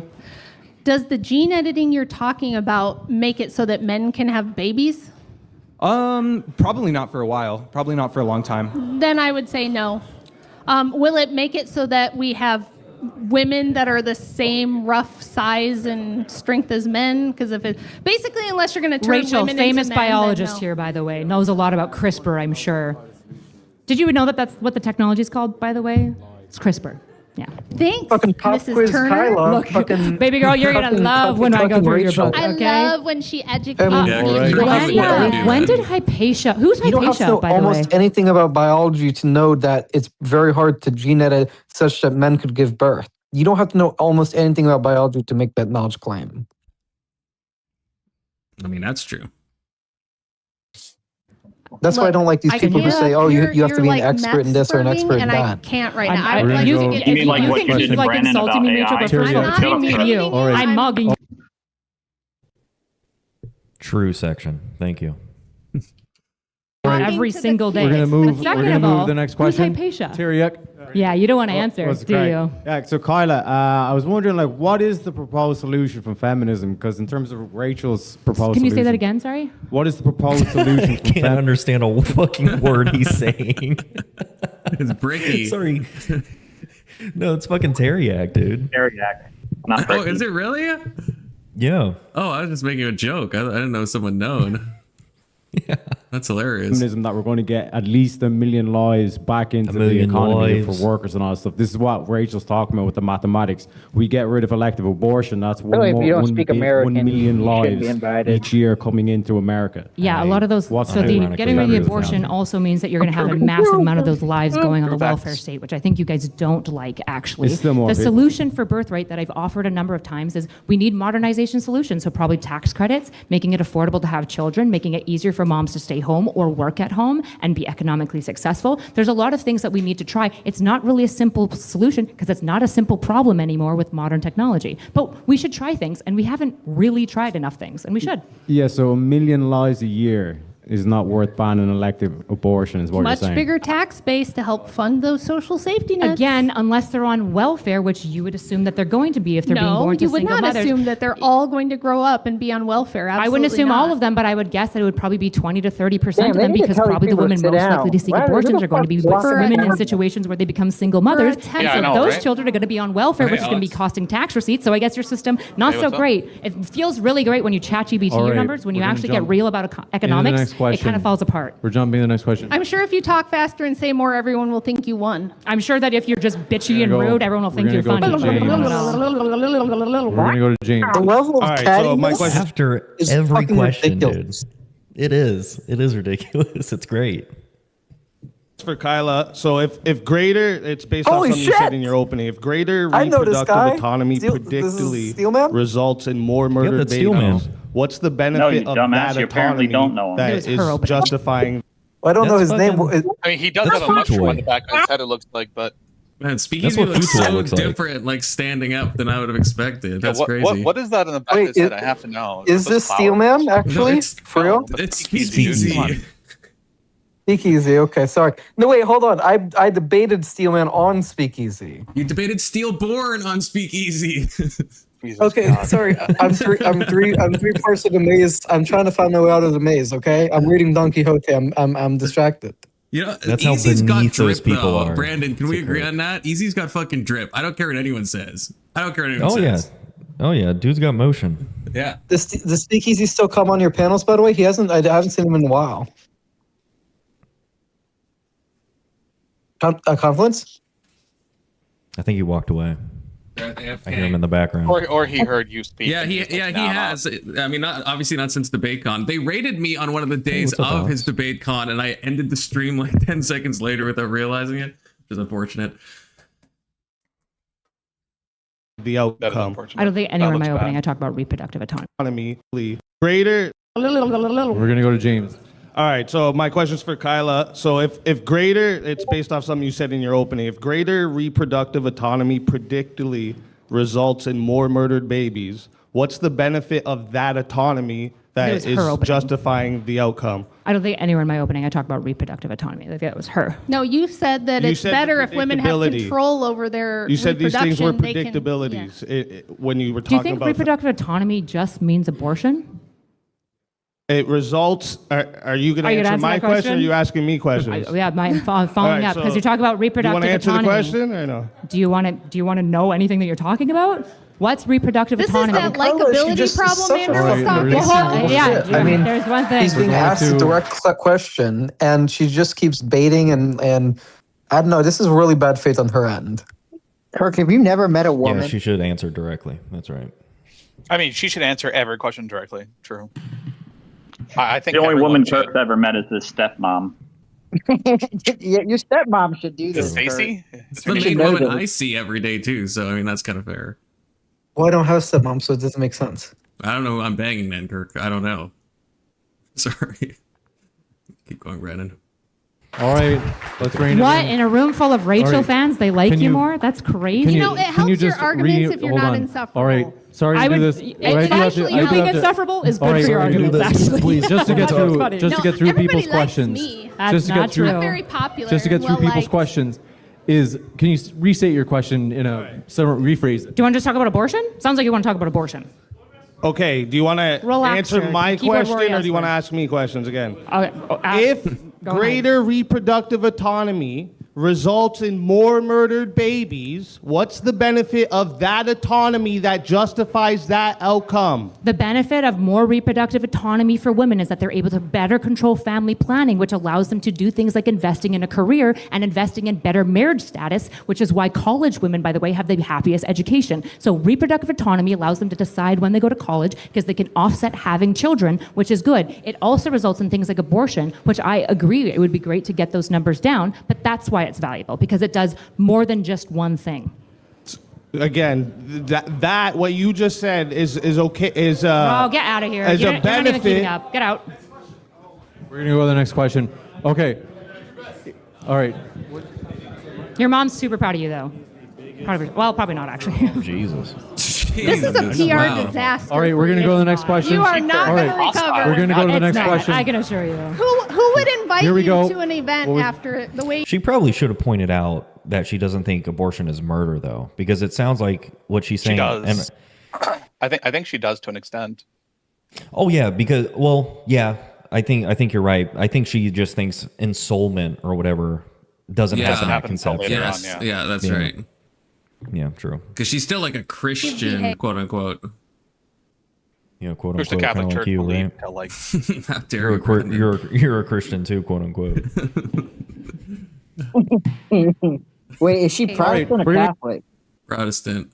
I think she, yeah. The dirtiest of, like, way dirtier Of than you and me course, drinking soda. of course she's Protestant. Like Catholics and Orthodox are super anti-abortion. Well, not necessarily. No, it seems like Catholics are starting to shift toward an acceptance of abortion. Orthodox, they seem to be advocate against abortion, but Catholics, they're coming a little bit around to it. That's where Kyla even gets her talking points from with the whole ensoulment thing. Is she'll point to like different like church stuff from the Catholic Church that like will talk about that stuff. So I'm worried they're headed in that direction eventually. Protestants, Well, they're not going to, though, but- they believe whatever they interpret. That's true. I mean, yeah. Go with Jonathan's question. Jubilee. We do have to go to the question. Jonathan has Like a question. if you were my daughter, All right, I'd be I hate hauling to you out interrupt of here by guys. your ear to And give if you were your my mom, I'd have a lot more about drama. your Yeah, behavior. I We're know. going to jump to the next question. Come on what up, your mama Jonathan. should've. All right, folks, do us a favor if you can keep it down just so we can hear the speakers great, and the right? question asker. All right. Jonathan, go ahead. So, what is the biggest roadblock to abortion, Rachel? What is the biggest roadblock To abolishing abortion. To abolishing it. Yes. So there's no more abortion ever. Women voting for it. There you go. Thank you. Okay. Feminists run away from 50-50 custody.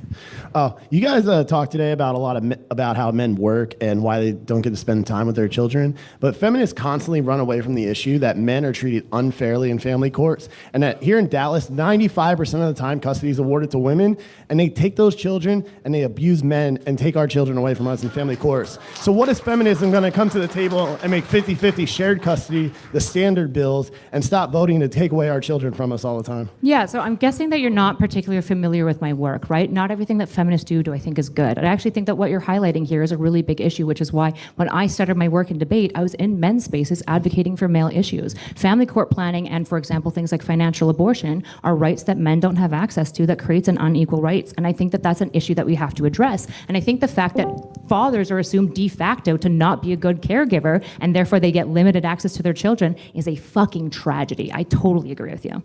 All right. We're going next one. Not at all. Fuck you, Alex. Kyla.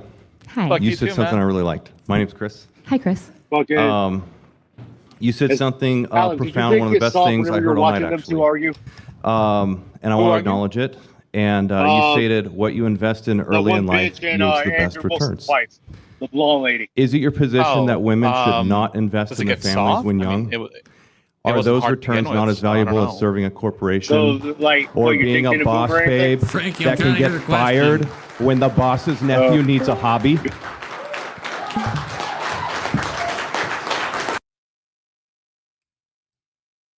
Did not hear what he said. I keep having to unmute myself on Discord too. Did you want me to rewind that? Yeah. Yeah, if you can. Frankie was asking his usual penile questions. And one of the that's best okay. things I heard. That's Frankie. Hi, Chris. You said something profound. One of the best things I heard all night, actually. And I want to acknowledge it. And you stated what you invest in early in life yields the best returns. Is it your position that women should not invest in their families when young? Are those returns not as valuable as serving a corporation or being a boss babe that can get fired when the boss's nephew needs a hobby? That's why he walked away. I was like, wow, why did he walk away after asking? Yeah, so I think what I've pretty clearly advocated for multiple times is that I want women to be able to have the option to do both, right? I've said this numerous times, and increasing technology is allowing that sort of thing, right? When I was talking in that context, that was good. That was a smart one. You're quick at that. What I was actually talking about when I said the word returns was an economic label, right? So you can like switch the definition to a different thing, but I agree that there's a tragedy that's happened where families, not just young women, but young families don't feel like they can invest in children because it's so expensive and they can't be good stewards of their future things. The reason that parents are delaying isn't because they don't think children aren't beautiful. What they're delaying for specifically is because they know that if they don't have a stable economic thing to rear their children in, they're not being good parents. And I think it's a tragedy that you're gonna yell, hold on, don't yell at me yet. All right, I think folks. that's a tragedy, but actually engage with my words and the ideas that I'm talking about. All right, we're going to go to the next question. Thanks, both of you, for coming. Taylor here. To me, it seems modern feminism is antithetical to a biblical worldview.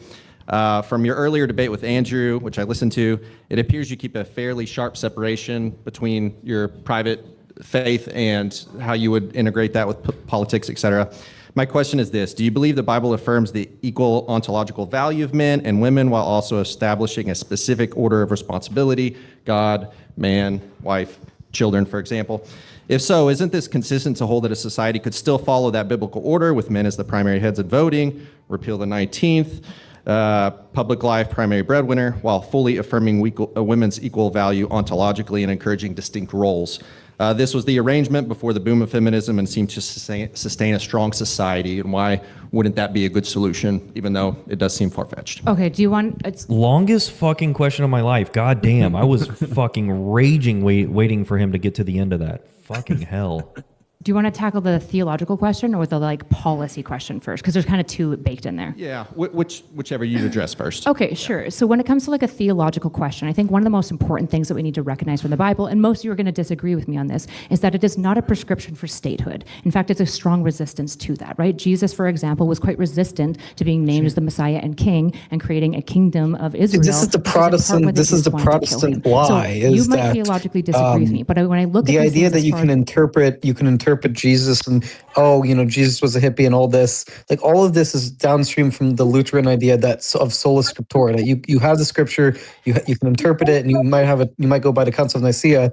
But the fact of the matter is, at least Catholics and Orthodox recognize the importance of actually interpreting it in line with historical tradition. Oh, wait, I could contest to that. I want to Not what sola scriptura means, but that's fine. Yes, it is what sola scriptura. So sola scriptura means that you don't. Terms now. No, Kirk, you're straw manning Protestants. Don't even try it. That's some dumbass. No, hold on. I want to contest that shit. I want to contest it, like, because I think Kirk is wrong. Because I'm a Baptist. So those who know me, they know I'm a Latin Southern Baptist. We see Christ as a warrior, not as a hippie. And Martin Luther saw the idiocy and the fallacy of the Catholic Church and of the Orthodox Church on only having the priesthood understanding the Bible and interpreting the Bible to the others. When he says, no, you can read the Bible for yourself and interpret it for yourself. So Luther never wanted to disband the Catholic Church. He never even wanted to leave the Catholic Church. He just wanted them to stop. He just wanted to stop them from abusing poor people and misleading them with different doctrine, like indulgences. Sounds like cope. No, it isn't a cope. It's a fact. Sounds like history. Anyway, the whole point is that once people did start reading the Bible, they realized how much the church was abusing the narrative.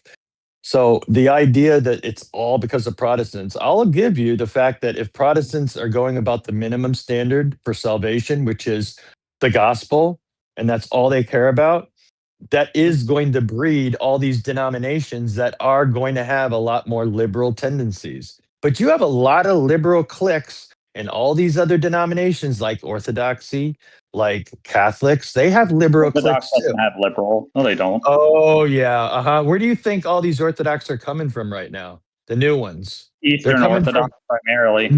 No. All the converts are coming from Protestant churches. These churches. Are they staying Protestant or are they becoming Orthodox? Because if they're not. That's my point. They're not I'm liberal. saying you can't detach your Protestantism when you go to Orthodox Church. I promise you. That sounds like an opinion. Yeah, it is an opinion, but I think it's a pretty factual opinion because you're going to see you already have. Well, what is a fact is you already have Orthodoxy people that are in the church, even ones that are catechumens, claiming that they don't fully believe in all the doctrine, and they use the quote "yet." So they're already boycotting the idea. Do they represent the Orthodox Church when they say that? No, or of course being not. heretical? Who represents the Orthodox Church? Orthodox. You can have bad actors, but it doesn't speak to the faith itself. You're acting like there's entire churches that are like this, and that's not true. No, I'm not. I totally concede that there's more whole church Protestants that are wackos. I'm not going to dispute that. Liberal denominations of Orthodox. I didn't say that. I just said you have huge factions. I thought he was going that way. Denominations that are definitely more loose on their theology, and they want to just have this loose interpretation of a lot of things. I mean, it's just who. Hold on. Then who represents the Orthodox Church? Is it the first patriarch? What was his name? Like Bartholomew the First or some shit like that? Like, who the fuck is he? Nobody, in my opinion. It's just as if Pope Leo is nobody, in my fucking opinion. Who think they can interpret the Word of God? So why should I listen to a dude in Turkey or Istanbul, or what used to be called Constantinople, and he looks like a fucking wizard? from like Wizard of Oz or some fucking wizard out of fucking Lord of the Rings. What? Like, how the fuck does he know things? How the fuck did he know that what God is saying to us, what God is speaking to us? That's the ridiculousness of the Orthodox Church and of the Catholic Church, thinking that one man understands the entirety of what the Lord God is saying They to don't us. believe that one man knows, and they have 2,000 years of history to back up what they think. Well, that's what they claim. Yeah, that's what they claim. But then you know what? What they Bartholomew the First. Yeah, but how do you who the fuck prove is that? Bartholomew the First, though? I don't know anything about Bartholomew the First. I don't think that he speaks for the entire Orthodox denomination, though, does he? But how do you prove that you guys have the tradition for 2,000 years? What's it called? Apostolic succession. Well, so does the Catholic Church. Yeah, the They Catholic claim the Church same would say thing. the same And thing. and the Catholic Church broke off from Orthodoxy because they wanted different things. Yeah, but they in. would say you wanted guys the broke Pope to off be from the them, leader. right? Like it's a perspective No, they thing. wouldn't. No, they wouldn't. Yeah, they do. They of course No, they they do. don't. The Great Schism, No. bro. That's a cope. It's called the Great Schism. It's a cope. Yeah, who's the one that wanted to change something? The Catholic Church. So once you change from the original, you're the one that broke off. I'm just saying, if you talk to a Catholic, if you talk to a Catholic, they obviously don't say that. They're obviously not saying, yeah, we broke off, and it's actually the Eastern Orthodox Church and it's 2,000 years of apostolic succession. Obviously, they don't say that. Did the Orthodox Church have a pope and want him to be the leader? No. The Catholic Church did. So they're the ones that changed everything? Okay, so they're the ones that broke off. And who the fuck? Congratulations. Okay, hold on. Doesn't matter if they admit to it or not. I don't give a shit about that. Right, I'm just saying it's a perspective thing, then. But they may have a different perspective, but only because they're not being honest.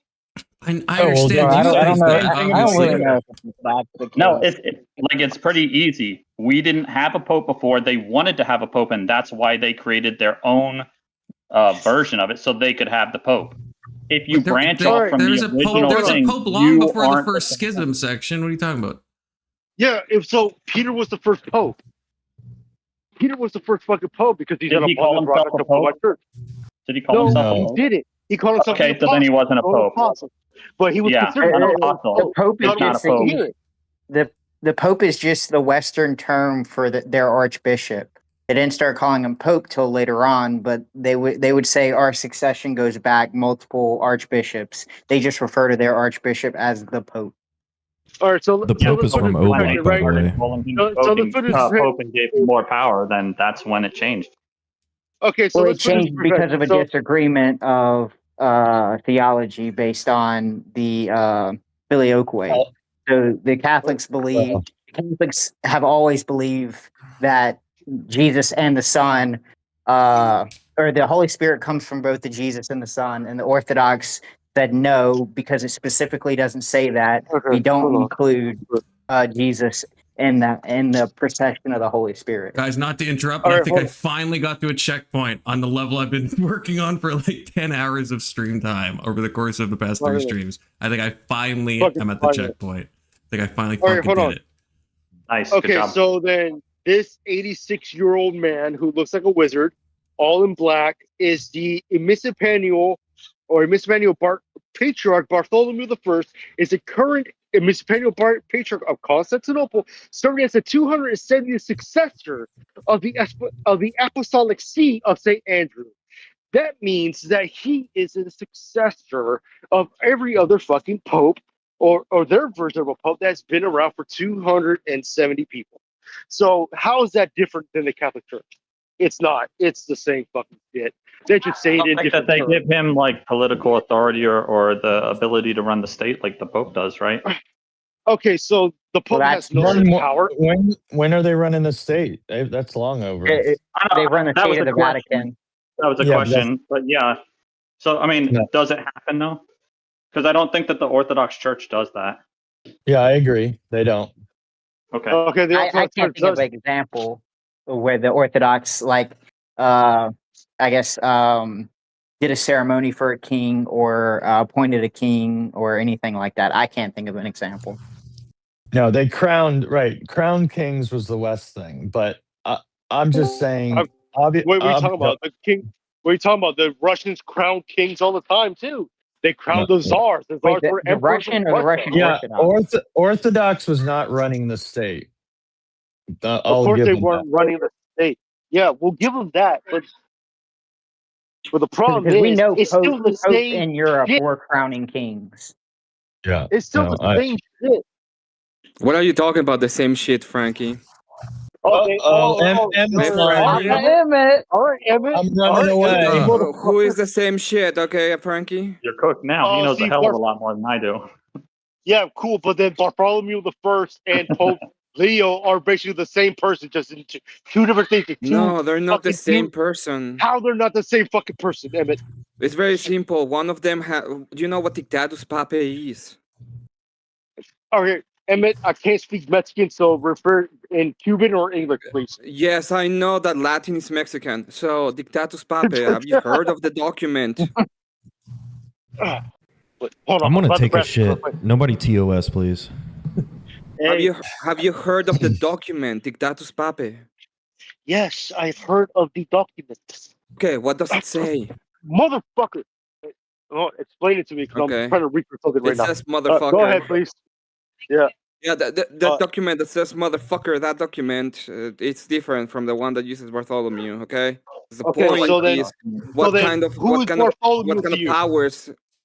of who is powers the Bartholomew Pope to has? you? And who is Bartholomew to you, Emmett? Bartholomew really? is a bishop, okay? He is a Yeah, he's a bishop. In bishop. fact, Nothing. That doesn't mean he shit. cannot.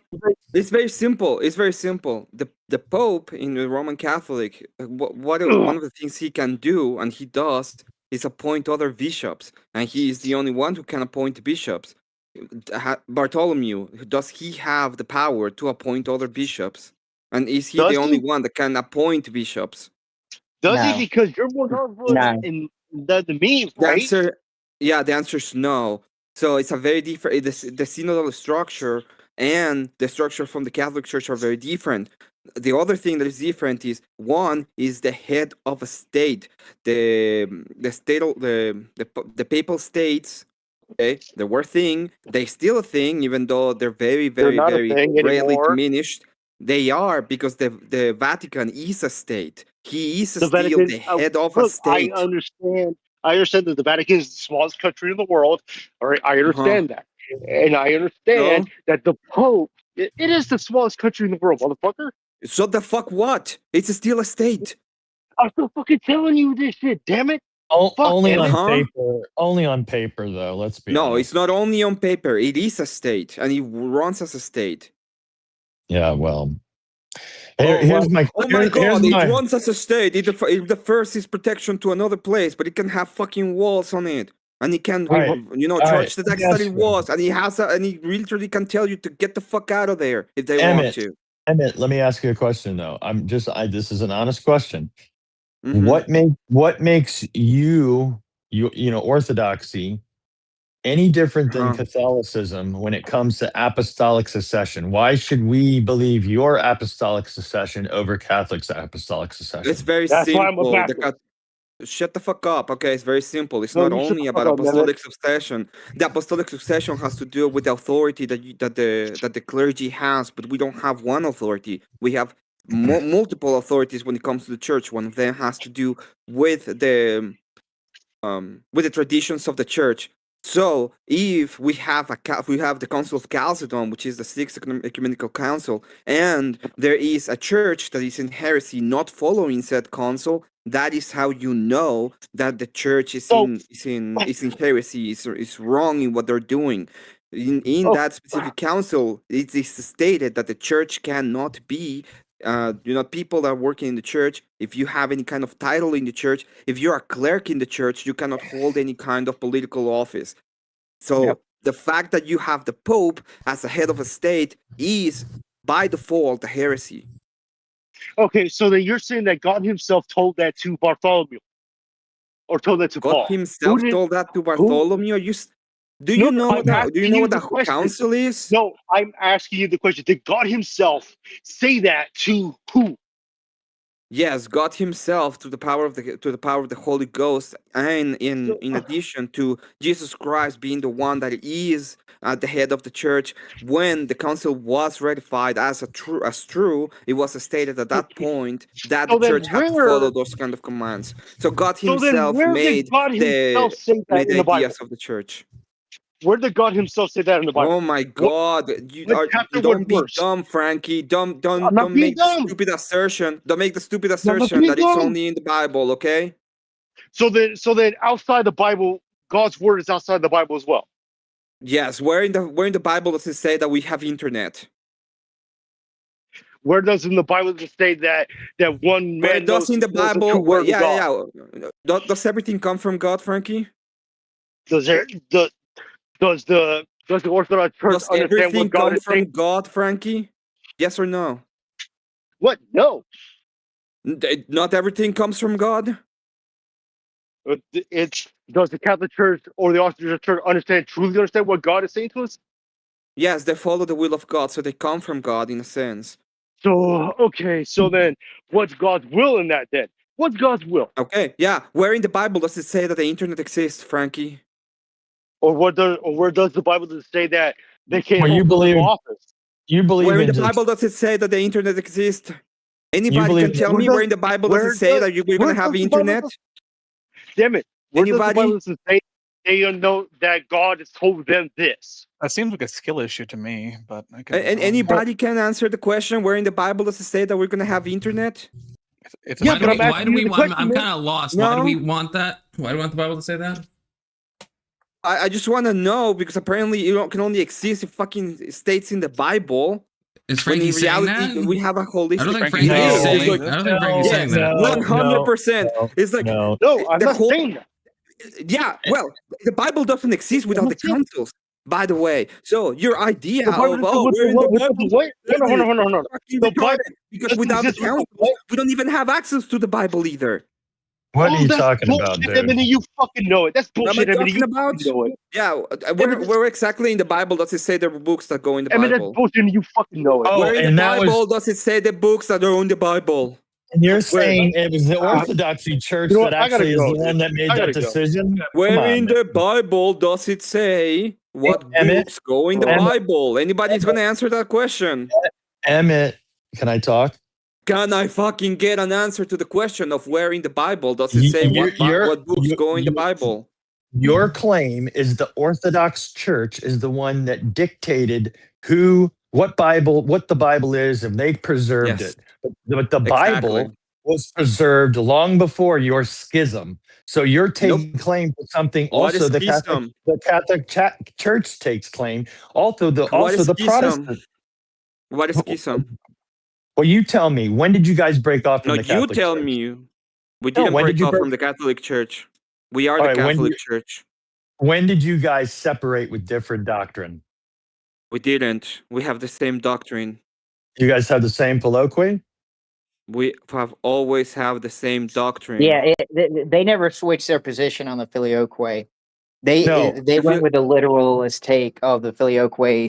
It says that the Holy Spirit proceeds from the Father, and Catholics later on said that, well, since God the Father has this ability, Jesus also has the ability, and so Catholics are the ones that I guess diverge from the filioque. Yeah, they're the ones who have the doctrine of the filioque. We don't. So I don't know what you're talking about. Which schism? Okay. So you don't believe there's a schism? We believe there are schisms. We believe the Catholics are in the schism, which means they're okay. When did that happen? I don't know. You tell me. You want to talk about the heresy of the Catholics? The bottom line is that everybody is claiming the final one's like 1100 or whatever, or 11th century. Well, that's the schism, but the filioque is the 6th century. Let me finish my point. Before you made your point, you made the claim we're on a schism. You know where I'm going with this. No, don't change it. Yes. No, the whole point, you said we're in a schism. I want to know when. When was the schism? No, because I asked you a question, and then you're like, well, which schism? Which one are you talking about? I asked you the question. We are not here's in a my- schism. We have the same. All right, We have had let- the same traditions and the same theology, and we have the same apostolic Then tradition. why aren't you guys all one church? We are one church No, you and the Catholic Church. Why aren't you guys in union? because the Catholic Church is in heresy. Okay, there we go. So you're not one church. So I don't I know was a what you're bit talking confused about. on that. I mean, I don't know if I misheard you, but it sounded like when Brett said you have different doctrine, you're like, no, we have the same doctrine. You obviously don't have the same doctrine. No. What this is the confusion that he's having. I'm not having any and confusion. this is a confusion that a lot of people think. Okay, we are the Catholic Church. When we talk about you're not understanding. You're talking about the Roman See. Yeah, I the think Roman I'm the Catholic Church bishop. too. You think that you're talking about the Roman bishop. The Roman bishop was in heresy and he was removed from the Catholic Church. Okay. So here's my question. My question is this. Both Orthodox, both Roman Catholics and Protestants all believe they were part of the group that chose which books. We didn't choose. They just accepted and affirmed the books of the Bible. That's what they all believe. So then who was the people that did it? Who is the people that gave you the books? But you're claiming it was your tradition when I'm telling you all traditions were still united when that happened. So there was no schism at that point. There was no doctrinal divide outside. All Trinitarians.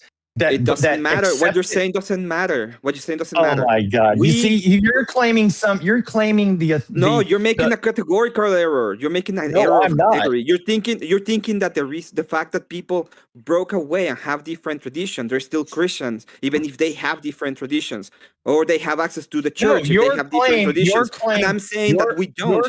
We have the same tradition that we had in the 6th century that we have in the 1st century. I'm not talking about your tradition. And you have different. I'm not talking about your tradition. No, I'm not. Yes, your you claim are. was you're saying to read the Bible and use the Bible, and I'm saying, and you're saying that we're the reason why you have the Bible, and you're trying to use that as justification for us not knowing what the hell we're reading. My point is that you are reading something that comes from our church, and you're pretending that you have the same kind of theology. Yeah, our church. You have the same kind of theology, and you have access to the same kind of traditions that gave you those books. Okay, and those way you have the correct interpretation, which you don't, because you don't have access to our tradition. The tradition of the church is the one that gave you that information. Your argument is the only reason why we can hold the sola scriptura is because you guys saved the Bible. That was your argument. You can't hold sola scriptura because first off, does the Bible have a mind? I would say the mind of God. Yeah. So the mind of God is the Bible. The book is the mind of God. The mind of God is in the Bible through His divine revelation in the Bible. And so here's my question, though. Here's my question: when you guys were battling, don't move away from me. Don't run away. We're gonna get there. I'm not running away. Okay, you are, because you don't want to answer the questions that I'm going to ask you about the Bible. How many questions you get to ask before I get to respond with a question? As many as it needs to be, because I want to know if you actually have the correct interpretation when it comes to the Bible. Okay? So first off, does the Bible, the book on its own, okay, do you have like some kind of line that you can talk directly to God so that He interprets it for you? I would say it actually interprets itself. Oh. Okay, so it has a mind to do the interpretation? No, God is the one that has the mind that put it in there. It's not so confusing. God is not the God of confusion. He doesn't say, I'm going to be so confusing that I'm going to have to give you this tradition and authority in order for you to even understand and comprehend what I did for you. But that's exactly what He says. He says doesn't. I'm going to give you. It says I'm going to give you a church. It doesn't give you a.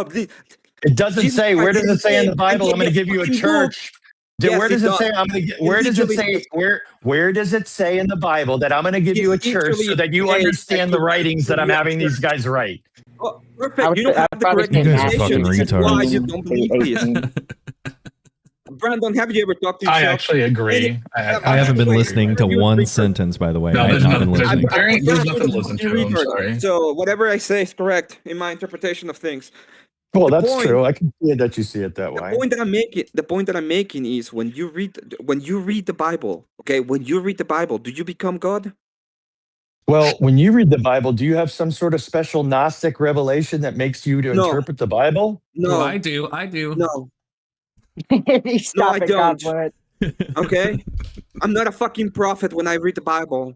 Well, then Is there anyone- I'm gonna ask you is there once anyone who again, does? and I want an Can actual I ask you a answer to better the question. I want an answer, and I want an actual answer to the question. When you read, okay, when you read the Bible, do you become God? You have access to the mind of God? Do you have the mind of God in you at that point? I do. Well, he's not the God of confusion, so he makes it very clear I'm not. what he was is my saying. question if he was the God of confusion? Yeah, that's what Confluence. you're implying. Did I ask? You're if God implying. was You're the God of implying. confusion? You're implying No, you that he is going to be so confusing that he is going to need an because interpreter. apparently you cannot. Apparently you're confused because my question is: are you God at the moment you read the Bible? Do you get the mind of God in you? Okay, you want to keep it simple and you just want your yes and no answers? No, Yes, I'm not God. I'm not God. No. What's your point? Okay, perfect. Well, Marilyn Are you would disagree. who is We doing have the mind of interpretation God. then? You got that's a crazy thing to not 10 Shut toes up, down, Brett. Confluent. Come on. We have the mind No, of no, God. no. Brett. I want to see where I want to I see want where to he's fight going. every single one of you. I want to see where he's Let's fight. going. Let's go. My Except preference me, versus yours. obviously. I want to see So, where he's going. Yeah, it's very simple. Are you using your mind or are you using the mind of God to do when you read the Bible to interpret it? That is the question. So I already answered that, but let's just hypothetically No, say you haven't because you said yes, I did. I already said no. I just want to say, I just looked this up. your Okay, fucking interpretation. Brett, 1 Corinthians 2:16, as the scripture says, "Who knows the mind of the Lord? Who is able to give advice? We, however, have the mind of Christ." Why not 10 toes down that? That's fucking in the Bible. We have the mind of Christ. I know, but his whole point is No, he's we trying as a church, the church has the mind of Christ. That's such a crazy reading to take that as the church. That's such a crazy reading of that. It's totally ridiculous. They're literally talking to Corinthians. It's a church, and I they're know saying every the epistle church is that. have That the means you mind of can't God. take anything. So when it's like something against sexual immorality, well, that's only to the church. You can never tell it to anyone outside the church. You can't tell it to anyone who's not Orthodox because that's only for the church. You could treat every epistle like that. Bad hermeneutics, bro. Bad hermeneutics. Yeah, it is. No. It is actually correct that if you go to somebody else, okay, and they have absolutely nothing to do with Christianity, for example, Dusty, and you tell him, hey, cover those fucking tits. What's the first thing he says? Oh my God, don't cover them. We like to cum. So if you're actually talking about the ideas of this is wrong, and we can tell you why it's wrong, we can tell you why it's wrong because we have an idea of what God is and how we come to those kind of conclusions. But if you don't have that, you don't have the idea of why even this is wrong. Yeah, but you don't follow that. You'll still tell atheists that it's like abortion is wrong or that sexual immorality is wrong. But there's no scripture that I guess you would use. You could never quote the Bible because that's to the Church of Corinth. Yeah, that's like no, you don't follow that. It's freaking insane. I don't use a scripture for that. I just use my fucking preferences because it's easier that way because that's the way that they understand it. Okay, when I talk to Brandon about things that I don't like or like, what do I tell Brandon? Oh, it's because that's my fucking preference anyway. That's the thing that I use. They don't have access to the idea of God anyway. What would I be talking to them about? Oh, well, in the Bible it says this. What the fuck do they care? They don't. The only reason they care for the Bible is the to thing try is, to tell us the Bible from a strategy point of view, like I feel like when you say, "Oh, this is my preference," everyone that knows you knows that you're like not being like super good faith in that moment because they know you actually don't think it's just your preference. You don't actually believe that, and everyone. Maybe if someone didn't know you, but the people that know you, they know you. Well, you're kind of just trying to make fun of them or play into them. You're like, I'm going to pretend to be an atheist. It's just my preferences. No, but like. Preference. I know, but that's not what you hinge your morality on. That's not your meta ethics. Is my preferences, and everyone talks to you knows that. So then when you say it's my preferences, everyone's like, okay, it's not being serious right now. In their worldview, in their worldview, it is exactly that. In their but they know it's not your worldview. It doesn't matter because I'm using. They don't see the world through me, and I don't see their world through them. But I can understand their position and I can just be directly in their position. My position is very simple. In your worldview, I just prefer Christianity. Okay? That's it. It's that simple. So let me ask you something, Emmett. Do you even want that's actually fair. That's actually a very fair statement. Do you even want the I don't think people it is that fair. I wouldn't appreciate if someone did that to No. me. If I'm talking to an atheist, so I'm talking No, to no, no, Brandon, no, and hold on, Brandon's hold like, on, hold according on, to my hold on. church, I Hold on. think Brandon's Did taking you- the piss because he doesn't. Hold on. Did you get you? I don't think you understand what he's saying. Maybe not. He's saying yeah, you have your preferences, I have my preferences. My preferences are in the church. He's allowing that equation to happen. Well, okay, He's okay. just saying he has a grounding for his preferences that you don't. Okay, wait, right? okay, but Emmett, then be dead ass with me. Is that what you mean? You just think that you choosing the church is your preference? Like, because if you actually mean that, then I completely agree. But I didn't think you would say that. Yeah, I didn't think you would say it's just your preferences that you follow the church, and that you think that I would think you would have some higher reason to believe that. Are you actually? This whole time you say it, I thought you're just kind of taking From the their piss a bit. perspective. No, From but their no, that's not perspective, what you it's just said, just a Alex. You just said from Emmett's perspective, even. No, in a teleological universe, that it's just preferences. So I'm actually being completely honest with it. But If I'm you gonna don't go think it's ahead just and talk preferences. about Okay, it. so we're back to that's why I don't think it's But I don't no, think hold it's a on. good tactic But- because you don't think It it's is- just it preferences. is good faith. Unless you do and you believe what Alex was saying and you think that the only reason you No, follow no, Eastern no. Orthodoxy is because it's your The preferences. point is to mock somebody for the idea that they think that they can just use preferences. I to make know, and this I'm saying I don't think assumption. that's very helpful because people know you're mocking them. That's my whole point. Like I understand it, but I'm saying if But I'm Brandon not was just like, well, mocking according to Christianity, you're wrong, and he was like doing that sincerely to me, I'd be like, okay, well, you're not being good faith because you don't believe in Christianity. You're just trying to like pretend that you're me right now for the purpose of this discussion and like just be honest. When Do you get what I'm saying? When they quote a scripture, when an atheist quotes a scripture, what do you think they're doing? They're saying, in accordance to Christianity, you're wrong. That's what they're doing. What I'm doing is exactly the same. Is I in agree. accordance to And I my don't like when preference, fucking I think atheists it's will like right and quote me justified. scripture. That's like my least favorite thing is when some atheist who knows nothing Yeah, about the Bible will yes, quote me but- fucking scripture. But now we're just fighting Yeah, but it fire doesn't with matter. retarded fire, and I don't know if that's like. I don't Well, no, know. you're admitting. No. Hold on. You're No, giving no. ground to something already, right? Because in theory, if you for a second assume the Bible is not true, right? God doesn't exist, then it is just your preference to believe in the Bible. By any atheist perspective, that is actually a fact. I know, but I'm saying it's when Emmett is saying that he's not talking from his own worldview. He's like cosplaying what he thinks the atheists think. Well, the atheist worldview is also that I'm not speaking from my preferences.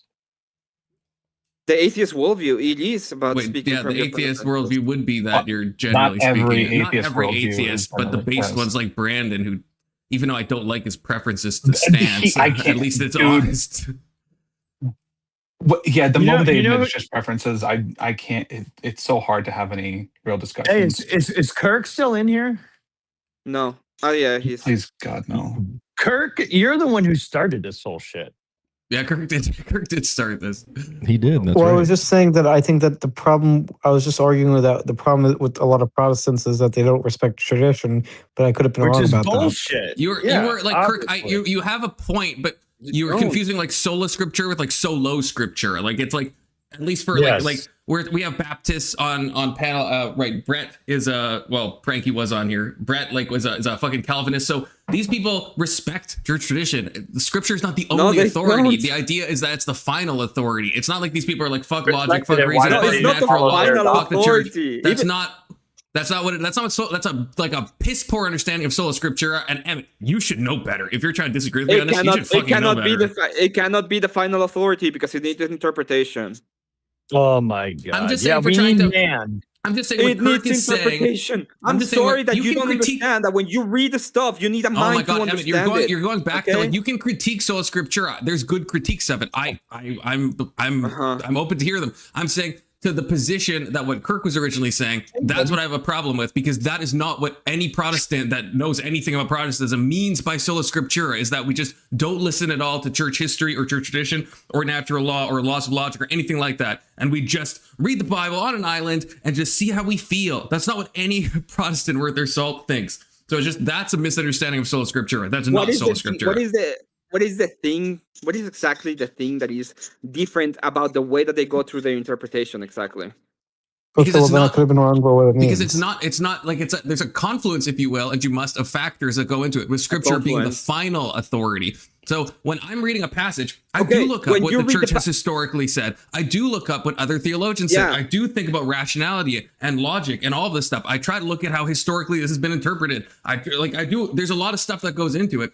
Now you can say the ultimate arbiter is my mind interpreting the scripture, but that's still to cheapen that whole process of that whole confluence of factors that's happening. Again, that would be solo scriptura if all I do is just take the Bible. I don't listen to any church teaching ever. I don't put anything else, and I just open it and I just read it, and whatever thoughts pop into my mind, I'm like, based, red pills. That would be solo scriptura. Yeah, that's not solo scriptura. It's widely solo scriptura. I just explained the difference, brother. If you can't understand the difference I just painted, I can't help you. You're incorrigible. Very simply. Very simple, okay? When Christ says, I leave you the church, does it mean, what exactly does it mean when he says that he's going to leave us a church? Yeah, I take that as the body of believers that exists. I don't take that as a authoritative structure. Is that an interpretation? Is that your interpretation of it? Well, whose interpretation is it? Is that your interpretation of it? It is, but it's not just my interpretation. Like it's That's right. It's not. It is a interpretation. It's not solely my interpretation. The historical church in the 3rd, and the 4th, and the 5th century, in the 6th century would have the same interpretation as you have? No, but that's how they argued it. There you go. You don't give a fuck about them. You don't give a fuck about them. I don't give a fuck about the tradition of the church. You're acting like I'm saying.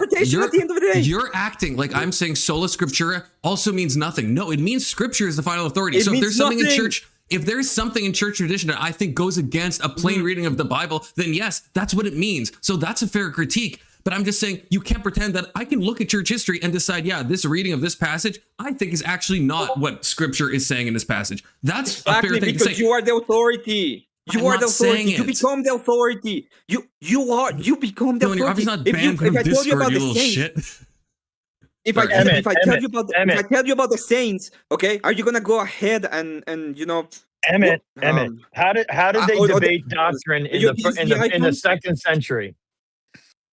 How they debate doctrine? Did they say let's check with the church fathers, or did they say let's check with the scripture and compare how we're reading this? Nobody appealed to authority.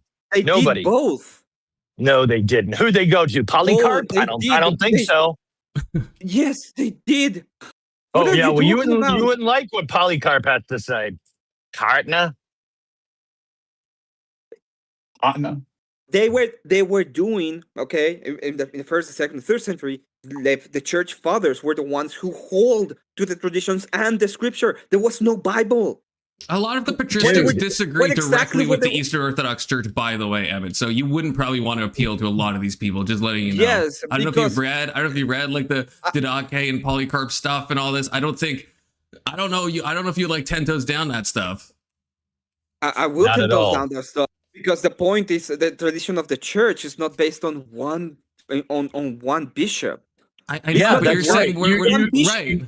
If you're gonna be like, oh my God, it's just about the bishop is the final thing, and they cannot be ever wrong, then the Pope will be wrong. Yeah, the Pope will be right. The Pope wasn't around for another hundreds of years. My point is this: the Pope was around. The Pope was the title given to 2 different bishops. One is the Bishop of Alexandria, and the other was the Bishop of Rome. Oh my Lord! Yeah, we had 4 popes at one time. Listen, all I'm asking, fucking idiot. There were 4 was a title given to the bishop in the 1st and the 2nd and the 3rd century. The Bishop of Alexandria was called a Pope. Okay, no, he wasn't. First of all, no, the word Pope never even came around until after the 4th, 5th century. My point is this: is that there were literally 4 popes at one time. How do you want to rectify that? Those were anti-popes, obviously. Okay, just in retrospect. Exactly. Yeah, it's like nobody was acknowledging one pope at one time. So my point is that you're talking about cherry picking specific church fathers in a jigsaw puzzle to come up with your apostolic succession and who we should listen to and who we shouldn't. And you guys and the orthodoxy was literally, the orthodoxy formation literally came through Eastern religion. It was through this mystical, spiritual, we concede to 7 mysteries. They literally are all about a metaphysical theology that most of the majority of the church denied. In Emmett's defense, it is a title given to the Western archbishops, I think, but Emmett's a little off on the timeline. It didn't Exactly. happen in the 1st and 2nd century, but it did When happen in the 3rd and 4th when? century. All right. But it's It was kind of a just a common title title given. for. It was a title given to the Bishop of Alexandria and the Bishop of Rome at the time. Those were just little titles that were given. It didn't mean what it means now. The Pope I idea figured was out. not in the I was not I thousands have of years later. Oh my God, whatever. I have Doesn't figured matter. out how I figured out how you win It doesn't debates. fucking matter because your idea is You win your debates with the no, tone I of don't voice. win debates, but debates mean nothing to me, okay? I don't give a fuck about winning or losing a debate. It means fucking shit. No, doesn't mean anything. Either I'm correct or I'm incorrect. That's the way I look at it. So it's look like I'm trying to pretend that I'm winning this debate and I destroy them. If you actually look at my channel, none of my things say that except for Manar because he's a fucking idiot, okay? And I really dislike fucking Muslims. So fucking sandy people. Anyway, we can agree on that. so the fact that I dislike sandy people doesn't mean that I'm Okay, trying let's not to go there. win Where debate Brandon that is way. streaming as well. Okay, let's not. Probably to a lot of fan people. The Yeah. Afghanistanians. Video time? Yeah, we do. Let's finish this video. Brandon doesn't have much. Before you start, Brandon, actually, do you know if the Boner Box video has been released by James, or is that still a members only? Because I want to react to that shit. I think it's still members only, but I can fucking record Emmett, that shit and Emmett. send it to you if you want. Emmett, I wanted to thank you. That's the one I'm most excited Emmett. about. Emmett, I want to yeah. thank you for the Thank you. discussion either way, buddy. Yeah, I get a little bit heated, but I don't mean anything Yeah, me Wouldn't too. that super bad with it. but Confluence, if you react to something that's members only because someone else recorded it, wouldn't that get your stream booted? I don't think so. What are you? And for two, they're going You would to have to prove be a that member shit, you there know? first. Prove that shit. Yeah, you'd have to think I'm like not a member. He is a member. I am a member. Yeah, I just need Brandon to record it for me because my membership is not working right now. Is it behind a paywall? Policy goes. I think God made both of us, right? Behind the paywall. All people were made in the image of God. And I think that what God wants isn't to make The debate, the Erudite Oh, and debate. really quick. The Erudite was released. Because I know Emma just got here. If you want me to pause it, just yell out pause and I'll pause it for you. Oh no, I'm just saying that the Erudite debate, this debate has already been released. It's Yeah, this one. It's out. Yep. didactic biblical interpretations policy, because that's not what he did, right? To a policy level, it seems to be the case that there is just better benefits overall, broadly for society. There are cons, but there are mostly benefits when you have a policy of allowing your human capital to have opportunity and choice. And I would argue to you, there's a greater Christian imperative than men should be the household, which is choice, because the entire bracket of salvation is about choosing God. So why on earth do humans think that they know better than to try and insist that women can't have simple choices like where they work or whether they get to vote? I think that that's a bastardization of Christianity when we do that. All right. I Thank think you, this sir. is going to be our last question. Rachel, if your position... Oh, by the way, it's not the last question. He says that like 3 more times, by the way. is so attractive and so elusive, why do you need so many restrictive and regressive policies to maintain it? Because as it stands, your lifestyle would be able to coexist under Kyla's worldview, but Kyla's lifestyle would not be able to coexist under your worldview. And so I just think that if women were not able to do all these things and be able to sustain this lifestyle, you wouldn't need the restrictive policies to stop them. It just wouldn't be possible in the first point place. to one restrictive policy that I advocated for in this debate? Would you advocate for the regression of the 19th Amendment? Yes, but only Okay, because universal suffrage. Okay, well that's that. So that. it wouldn't be just women can't vote. It would be most people. Do you think can't mothers vote. would mothers be able to enter the workforce under your worldview? They've always been legally allowed Under your to. worldview. Yes, they've always been legally. I've never argued to legally prevent women from working or mothers from working.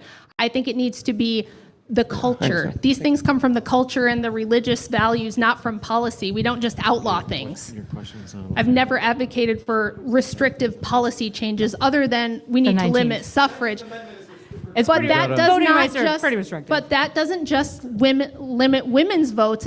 limits all those back to what the founders had framed. I think we need to return to a limited suffrage republic if we're going to try to have a republic. Hi, Kyla. My name's JS. Your counter to feminism having the biggest detriment on birth rates was industrialization or modernization. I'm wondering, can you elaborate on how that makes sense when what I see, industrialization and modernization makes it easier, safer, cheaper to have and raise kids? That's actually a really interesting question. This is the one thing that's kind of like called the paradox of urbanization, is that you're right. In many ways, we have more technologies, more supports, more welfare available than ever before. But it seems to be the case that as industries and nations modernize, birth rate tends to fall. And we see this across the board of every country that begins to modernize. And that is a great question. I actually don't know the answer to that, which is why what we have to do is go, well, what are ways that we can offset this declining birth rate so that young families feel like they can't afford to have children and then do? All right.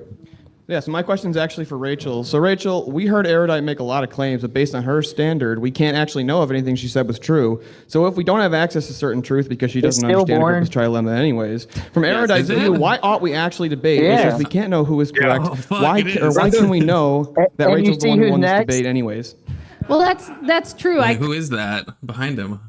Jay Dyer. It's Jay Dyer. Is it? Dyer. Oh God, I'm so blind. Brandon, do you know? Are you privy to how much Adderall Not So Likable took for the debate? I don't think she's on Adderall. I don't think she's on Adderall. Actually, I think she is. I don't think she is. I think that's just like because you want to fuck her. She was I absolutely. do not want to fuck Kyla, to be very clear. I truly right. don't. I think it's just a destiny Yeah, critique right. thrown onto Kyla. I don't think Kyla talks that fast for it to be like an Adderall thing. She doesn't talk that fast, Yeah, and right, then she speeds up during the debate, and she keeps speeding up until the point that she's literally going over I her don't get own that words. vibe. Again, I think it's just like she's connected to Destiny, and Destiny uses Vyvanse, and so therefore, Have you ever- critique. Well, she is fidgety. I think she's just nervous and anxious. I'm not sure if it's actually like Adderall, but she is fidgety. Have you ever dated a woman that was been addicted to Adderall? Anybody? No. I was engaged to one. She was an educated junkie. Like, she was obsessed with her exams. She was obsessed with learning. She was just like Kyla. I'm just telling you right now. Yeah, I don't get that vibe personally, but Could have, rather than just sticking to demographic doom, I could have just precepted her and said, you don't believe in objective truth anyway, so why are you here? So here's the thing that it seems like you guys have like never understood. If we want to talk about the Agrippas, right? Are you a methodological skeptic? What? Say that again? Are you a methodological skeptic? Methodological skeptic? Yeah. I don't know. What So does that mean? I don't care about the problem of levying the accusation of Agrippa's trilemma, because I just engage with the assumption that sometimes assumptions have to be made. We have to engage. Oh, so you just want to start with random axioms? No, not random, just like yours aren't random. What I've done, and what you guys seem to not quite understand, is I've labeled the thing that you do, what you call presuppositionalism, is levying Agrippa's trilemma against your opponents. All I've done is pointed out that just as your opponents fail Agrippa's, so do we. I just don't care because I'm not a methodological skeptic. So, but why should She is still confused. Myself and somebody who's more philosophically competent to me have explained Agrippa's trilemma to her, and she still uses language like everyone fails Agrippa's trilemma. I don't know why. It's like she hasn't like taken in any of the information that people that are, no offense to her, that are more philosophically competent than her have told her about it, and she still is running with this. And that's why she's going to keep getting wrecked by people that are in the orthosphere, because she still doesn't understand the quote-unquote issue or non-issue there. yeah, for something she's talked about so much, it's weird that she doesn't just like kind of Brandon, and change her the way she talks about it. But do you fail Agrippa's trilemma, Brandon? No one can fail. I don't even know what that trilemma. means. Yeah, it's nonsensical. Are you failing Agrippa's trilemma, Brandon? God, that triggers the shit out of me. I'm not going to lie. It's brutal. We grant your She didn't take starting your or advice foundational because you're axioms and not mine. sexist So that we can friend. have a conversation I'm and a you bad faith can critique debate it to see rapist, if you think it But we're makes sense. doing it That arbitrarily was based off of nothing but insane. Well, how do you? Calls you the Again, bait rapist you're and all then you're at the doing end is she's like, accuse, "I you're levying enjoyed the the gripper's conversation problem to so me. But I would much." say to you, you have the same problem. I just don't care. I don't think it's Hey, interesting. I'd rather just contextually wanna grant certain jump in presuppositions just and because- axioms and then build from there. We're just gonna go with this. Hey, Kokoshuko. Hey, Steel You Man. asked Rachel about Hypatia. So, being an educated philosophy person, could you name one work by Aristotle and one by Hegel? Sure. I don't know what works by Hegel. By the way, if I'd have known Phenomenology. that's what she was saying, I would have answered. I couldn't Of spirit. understand her because Of she spirit. just talks like One with the fish, dry two fish, red Adderall fish, mouth, blue and I couldn't fish. understand. You're like what slowing is she down saying? with your age. It's a little hard to keep up. No, What- I'm just so like one a from normal Aristotle and one from person Hegel? who's not on speed. Aristotle would be the ethics. 5 dialogues. That's the thing you wrote, Plato. right? Nicomachean ethics. Fuck, I'm like missing words, but I'm close. Hey Jay, are you gonna unblock me yet, or are you just Jai. gonna keep running for me forever? And I thought you quit Jai. debating, or did you not? I just also want to be clear. We're gonna jump to the next I'm question. not an expert. All right. Getting All more right, all right. sassy, James, I'm so Kyla. sorry. Is we're just gonna turn this into like shitting All on right, Erudite we session? do. Yes. We have to keep it. Let's keep it orderly, folks. And I think this is going to be our last question. Sorry, brother.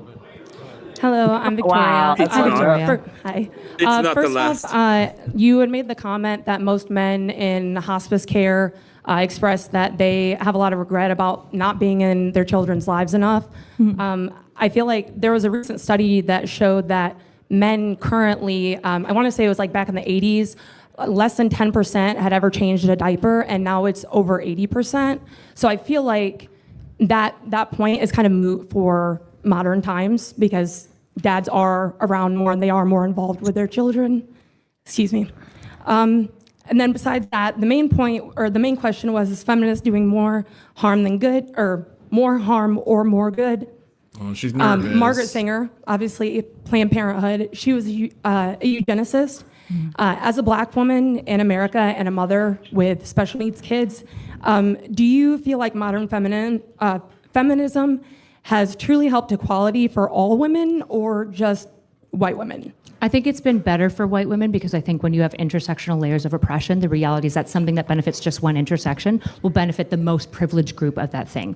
Is it true that Sanger was a eugenicist? Yeah, I believe most feminists have disavowed that, and I would disavow that, right? I think that that's bad. Does that answer your question, Victoria? Yeah. Okay, thanks. All right. Before we give a huge round of applause, I just have to get these important things out. Look First who's at is the end of the line. Wait, who is it? It was Andrew. Look at that. all right, Andy, look at come on. that. All right. This is what you get when you sell the tickets. You get to ask Raucous the question. applause. So I just have one question I didn't actually hear an answer to. Can you concisely tell us what you plan to do about demographic collapse? Concisely, not, blah, blah, blah, we need this and we need this. Tell us concisely. What is Kyla Turner's plan to stop I demographic hear collapse? You. I hear you, Andrew. It seems age is affecting you both. Very simply, tax credits. Tax credits. Matt and Pat leave. Making education. Making. All right, we got to give her a chance. Do you Girl, want me to answer? hold on. We got to give her a chance to actually talk. Go ahead. Tax credits, making educational reform so you can go into careers faster, making it so it's cheaper to have babies, making it affordable to Club raise Exile, thank you children for and the have raid. dual income households where a Appreciate woman it. works at home. Simple stuff like that. All right. Just give I do everyone want money. to. I do want to Easy just hold on one second. Okay, before we That's hold not on one economics sec. Hold on, works. bear with me. Before we do a huge round of applause, just a couple quick housekeeping things. First is if you have a signed emblem. All right, I guess That's that's it. Yeah. That's it. That was the last question. That was hell. Thank That was hell. God. After that, I actually want to hear Kirk's question. So how many? No, how not- much not money even do we close. print? I have a question for Kirk. Kirk, in order to resolve, in order to finally resolve demographic collapse, how much money do we print? Oh, he probably hates that. He's not here anymore. Oh, is Kirk gone? Yeah, he left. When finally people no. are ready for Kirk time. People are begging no. for Kirk after that debate. Oh no, I'm gonna ask that question every time I go on panel and I see Kirk. I'm just gonna keep on asking the same question in order to finally resolve demographic collapse. How much money do we print? All of it. All right, boys, I'm jumping off. You guys have fun. All right, Brandon. All right, thank Been you, Brandon. Take care, Brandon. Good to see you again. Yep. See ya. Bye. Oh, man. That was a We don't have fucking to print shit any show. extra money. Just stop giving other countries our money and use that instead. We'd have more than enough. Maybe we just wait for the AI abundance and let them start printing checks. I'll print the checks. Don't worry. I know where they're at. Man, I like a good cat fight, but dude, that shit was I feel like I'm the one that did the fighting. Yeah, me too. I feel like drained from listening to it, which is crazy. Do you want to hear? Do you guys want to hear a fun cat fight? It's about 10 minutes long. Oh no, with who? Is it a good Just debate? White versus DSD. It's a cat Oh fight. shit! Yeah, I want to hear that. Absolutely. Holy shit, I want to hear that. Yeah, share your screen. There's no such thing as a good cat fight unless there's like a pool and mud or oil involved. That's the only good cat fight that exists. It is. Listen, good is too much to ask. Okay, it's a cat fight. That's fair. It is. Yeah. It is what it is. It's one worth watching. We can't call it good, but it's worth watching. Yeah, it's two women fighting. You ready? Okay, just wait. I see mud. Share it. I see mud. Okay. Wait, when was this, by the way? Oh. Didn't I tell you? Maybe a week and a half ago. Oh, Maybe so 2 okay, weeks ago. recently. Okay, Jess White, friend of the show. Darkside Deaconess, also friend of the show. So I'm curious about this. Okay. Exegesis. You really want to do exegesis on fucking Cakes and Jesus? I want cakes and Jesus. No, exegesis. Exegesis. Oh, dang it. DSD, I actually agree with you about walking yourself into a trap, but you walk yourself into a trap because it pokes holes in your ideology. That's not always true. I know you think that you're right, Jess, but a loaded question has a presupposition in it. It's got nothing to do with me being right or wrong. That's what it does. If you can't answer simple yes or no questions. No, it's actually not. No, it's actually not. The person asking the question. It really, really well demonstrates you know what? You're how many holes are in your ideology. Yes, you know everything. Cat fight. Do you know what a loaded question is and why the question is called loaded? It's called loaded because it has a presupposition. Oh, it's okay. It's okay. Talk about triggers. Yeah. Nope. It's called a presupposition. It's loaded because it has a presupposition, which means the person is presupposing something. But when you answer yes or no, that's when you're in the trap. And see, when people ask me loaded questions, I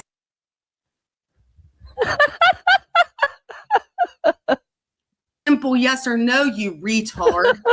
Well, the retard is actually the person who doesn't understand what a loaded question is or a presupposition and the actual way to answer that question. Go ahead. So you don't I didn't hurt. I just actually explained something to you that you simply don't understand. Well, you're making an assumption there, for one. Well, tell me what a loaded question is, Jess, and what a loaded question is supposed to do. Well, actually, I'm going to ask my question that I was in the middle of asking before you rudely interrupted. Oh, I wasn't rude about it. Do you think that when you asked a yes or no question, simple yes or no question, that it's to do with the arguments being made, do you think that pokes holes into someone's argument? Well, that's really broad.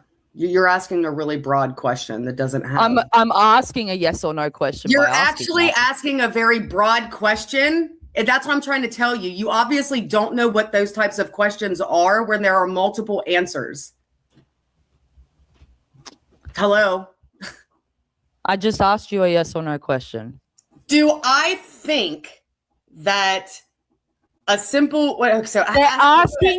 Do you think that asking yes or no questions... not all yes or no questions are simple? You obviously do not understand what a presupposition do you think and a presupposition that asking yes or no questions can poke holes in someone's ideology? If they don't know how to fucking understand nuance and yes, ask but not clarifying always. questions, yeah, because they're retarded. Only retards answer loaded questions, yes or no, because Not all yes or retards no's are don't understand that the person answering. Well, I think that you can if you're in a debate, you can reject question on the premises of it, but you cannot just say, "This is a loaded question. I'm not gonna answer." I think it will go a little bit further, right? If you actually are in a debate and you're like, "This is a loaded question. These are the reasons why," and I will reject it. It can become a thing. Crazy comment, Steel Man. Asking about loaded questions, I asked, do you think that asking yes or no questions can poke holes in someone's arguments? Yes, asking yes or no. There you go. Can reveal holes in other people's arguments, but that was my point. If there's that was my point, dickhead. If there is no hole in the other person's argument, and you are asking a loaded question, then that person should actually do what, Jess? A loaded question has got nothing to do with what I was talking about. If I a just said person what I was needs talking about, and you conceded. You conceded to my point. That's the end of it. I didn't concede to your point. You conceded to my point. That's the end of it. You are one of the most pompous women I've ever met in my life on the internet. You really are. I literally just asked you if everything. asking yes or no questions can poke holes in someone's argument, and you said yes. You conceded. I didn't concede to shit. I answered a fucking question, you dumbass. Yeah, exactly, which was the point to what I was fucking saying, idiot. You think that you are the most logical woman who ever lived, when really you are the most... Actually, I don't. I love being proved wrong. No, actually, you go around telling everybody how you're so much better than all of the other women because you're so When much do I more say that? logical. When do I say that? Bring up the clip of me saying that. You don't even... Bring up the clip of me saying that. I absolutely recorded our phone Wait, why call. can I not hear you guys? Bring Can up you the hear clip me? of me saying that. So do you know what a presupposition Oh, okay. I can hear you now. I just wanted to come back and let you guys know that ChatGPT said that Kyla won the debate by a small margin. Just to trigger you guys. I just want to let you guys know that.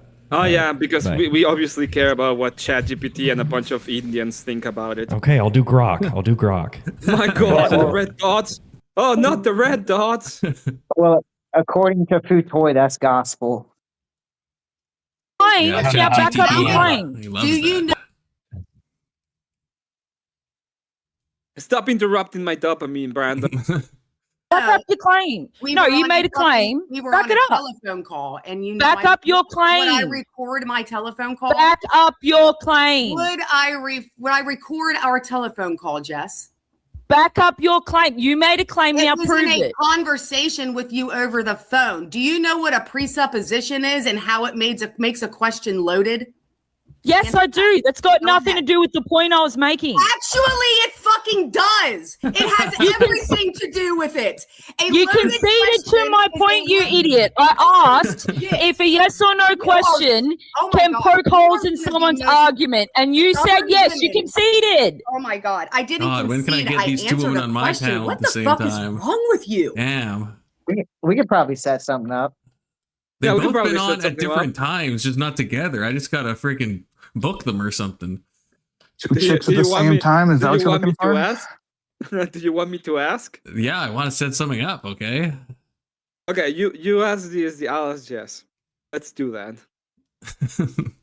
give me your time frames that you think you can have them, and yeah. Yeah, let's freaking do it. Do you really That was think the whole me- claim I was No. making, fucking Oh dum-dum. my God. Not all questions are simple yes or no questions when you think they are. What happens is people like you ask loaded questions and think Like that what? retards are Like just gonna what? say, the retards actually will just say yes or no. Like what? Give me an When example of a you- loaded when question that you I've asked. When you ask a question and you already have another question loaded, Give because you an understand- example of your Holy fucking shit. claim. Holy shit. You're trying to make a fucking assertion. Holy- Give an example of when I've done that. What the fuck are you? Oh my fucking! What the fuck are you talking about, you dumb bitch? You said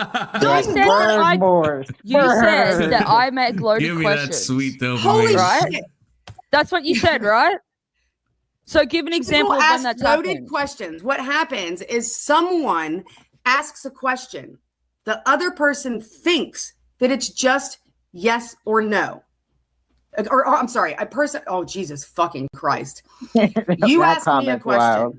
You think that I think it's just a question, but actually you think that you know how I'm going to answer the question. So you already have another question or a response in your fucking pocket. We call that a trap. We call that bad faith.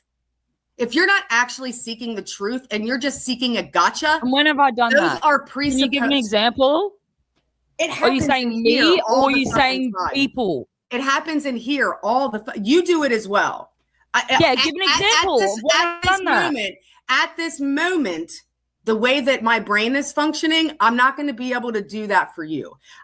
Right now, my brain is focused on teaching you what a loaded fucking question You is. don't need and to why teach it's me loaded. anything. I already fucking know that, dummy. So when you say it's just a simple yes or no, actually, it's not a simple yes or no. You're trying to trap someone. It's called bad faith and it's dark arts of debate. Hello. When have I done that? Give an example. Otherwise, you're just talking out your ass. Then let me talk out my ass. But you obviously, you know what? Here's what I'll do. I'll start recording every interaction with you here on out so that I can get You can do that. If you can actually show proof of your claim, that would be helpful. Hey, Jess. Otherwise, you're just talking shit. Asking someone a question and then them answering you with a nuance and you freaking out saying I'm asking a yes or no question. This just happened a couple days ago. You asked me a question. You're talking about you asked me a question. Yeah, you're you talking asked about me a therapist. question. No, let's make it clear to anyone watching exactly you what asked happened. me a question. I What gave happened you a nuanced was answer, I and you asked wouldn't- all at you the wouldn't same accept time. the nuanced answer. What because you're happened? fucking In the loaded. same you way. answered What that's a loaded happened? question. What happened was I asked you if you think that majority of therapists are mentally ill, and you said yes. Yeah. And then I asked you if you think that given that you already agreed that most fucking therapists are mentally ill, do you think that they should be teaching people how to What be was my mentally answer? well? What was my That answer? was what I asked you. You understand that that's not a simple yes or no question. To you, it might not be. No, it is a very complex, nuanced question.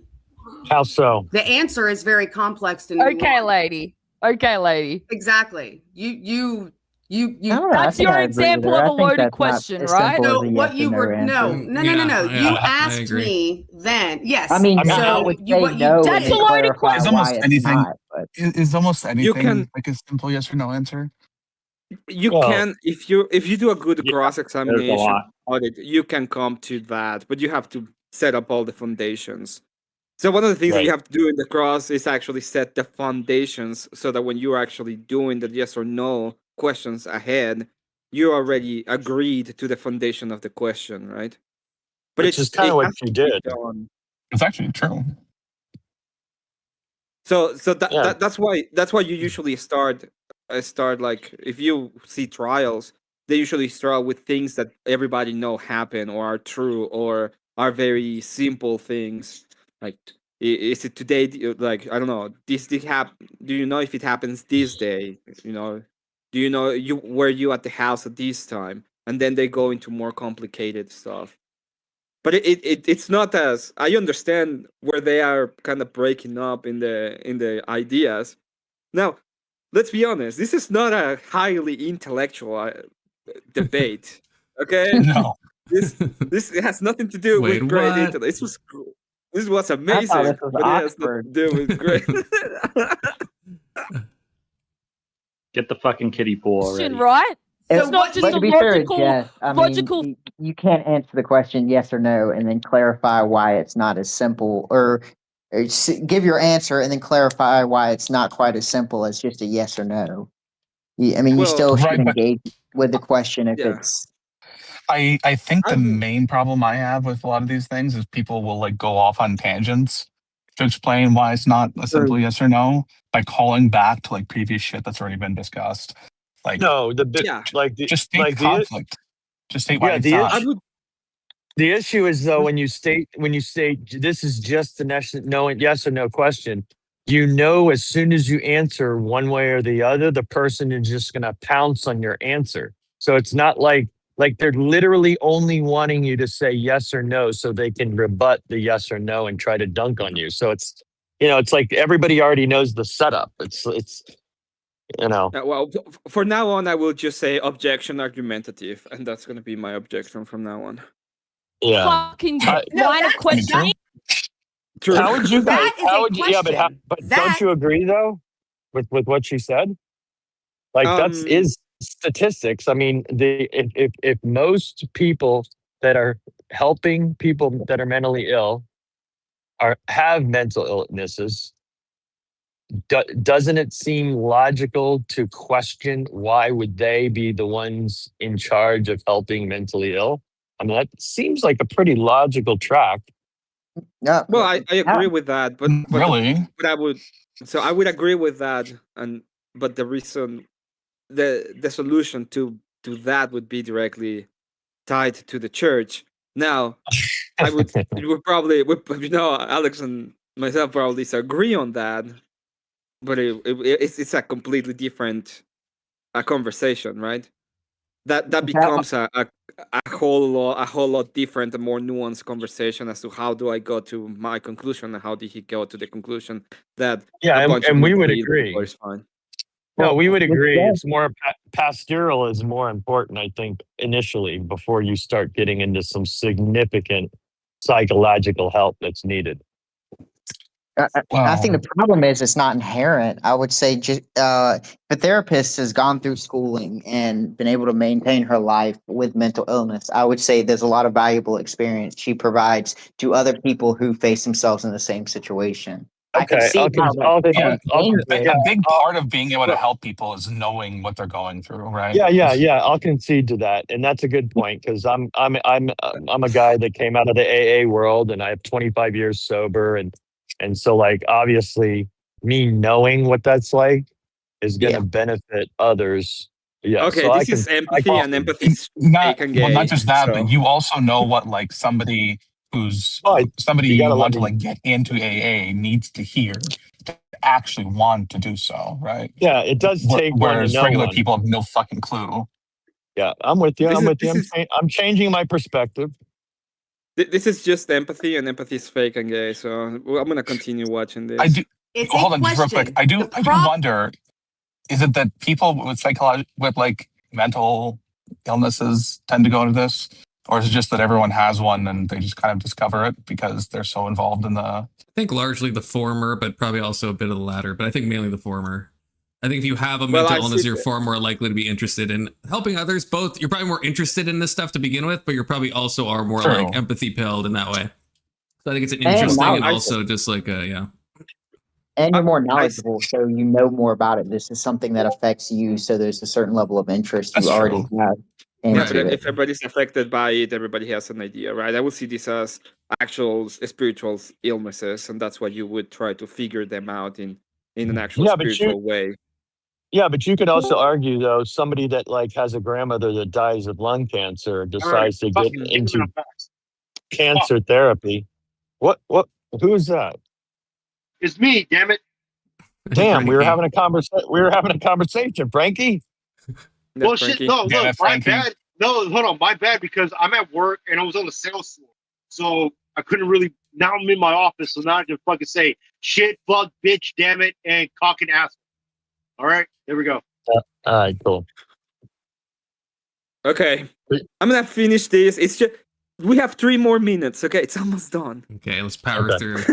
Oh, so that's not a loaded question. Shut up and let me answer the fucking question. It's not a loaded question? So when is it Shut the fuck up, you when it's dumb a loaded bitch. question Like, and when it's actually, not? shut up and let me answer. Why don't you tell us when it's a loaded question and when it's not? What happens with Jess Ad is she thinks she hominem. can overtalk you enough I think so when you that say you that's a won't loaded fucking question, keep you have to talking. explain how. Shut up, Jess. Let me answer the fucking question.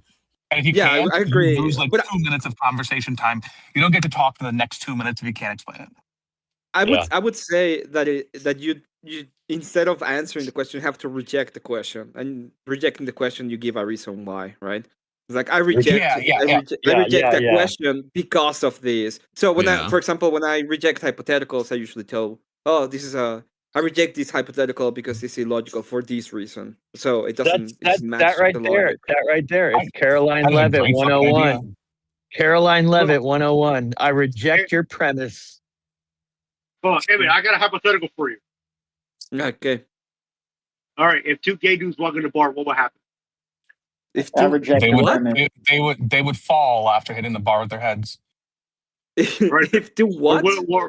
Or two gay dudes walk into a bar. What will they do? Oh, they'll probably get AIDS. Let's go. You asked. They already have AIDS, though. The answer I gave. How do you think they got it? You did not like it because it Not was by walking into a bar. and because it's Frankie, I'm trying to get my woman-on-woman violence, and you're talking about gay people. You're totally harshing my vibe right now. complex. You don't like answers that aren't What did you yes or say? no. That is your fucking problem. What did you say, though? It depends on the individual's spectrum of mental illness. That's and what you said. It's a spectrum. It's a spectrum. Mental health is a spectrum. You know, that's a loaded question, eh? Yep, right. That makes total sense. No, the thing was you didn't want to accept my answer. So, Do you not remember that? So you said no. It's just a yes or no. I asked a yes or no question. It's just a yes or no. But yes, the thing I is, asked. You think I it's asked a yes or no question. A yes or no answer. So when does it become a loaded yes question? Or no. So when does it become a loaded question? Okay, is that a loaded question? Here, I'll give you an example. If you're going to make it personal, you might as well make it about something that I've made a loaded question. I think she already did. You just want an example of a loaded question, right? No, you tried to make out that I fucking say loaded questions, and I do it all the time. If I do it so much, you should be able to give me an Everybody example. does it. Didn't I say that? I said you Well, do why it, don't other you people give do an it. example of when I've done I it? can't pull a specific example from my fucking memory bank right now. Because you're talking shit. No, I'm not talking You're talking shit. Yes, you are. No, I'm not I love how actually Jess talking talks. shit. I have pretty bad memory Where's that Emmett memory meme where recall he's this like, early in the "My morning, preface you is fucking bitch. Like, get the fuck out of here. Where's that one Emmett meme where he's like, my prefaces? I'm here. My preferences. That's like the perfect right now for that shit. I don't know exactly how that came to be, but I think one day they were like, somebody was angry and they were just like, it's just my preferences. Yeah, I clipped that from a karaoke streamer. You're talking about Brandon, actually. Fucking Brandon. At least he's honest about it. There's like some people that I'm like, this is preferences, and then they pretend that it's not. Yeah, that's true. Or they try to use like my ideas, because I've been lately in horse riders. I've been like, yeah, I just subscribe to a consequentialist outcome, but they don't know how to actually defend the consequentialist outcome. I don't even know what that means.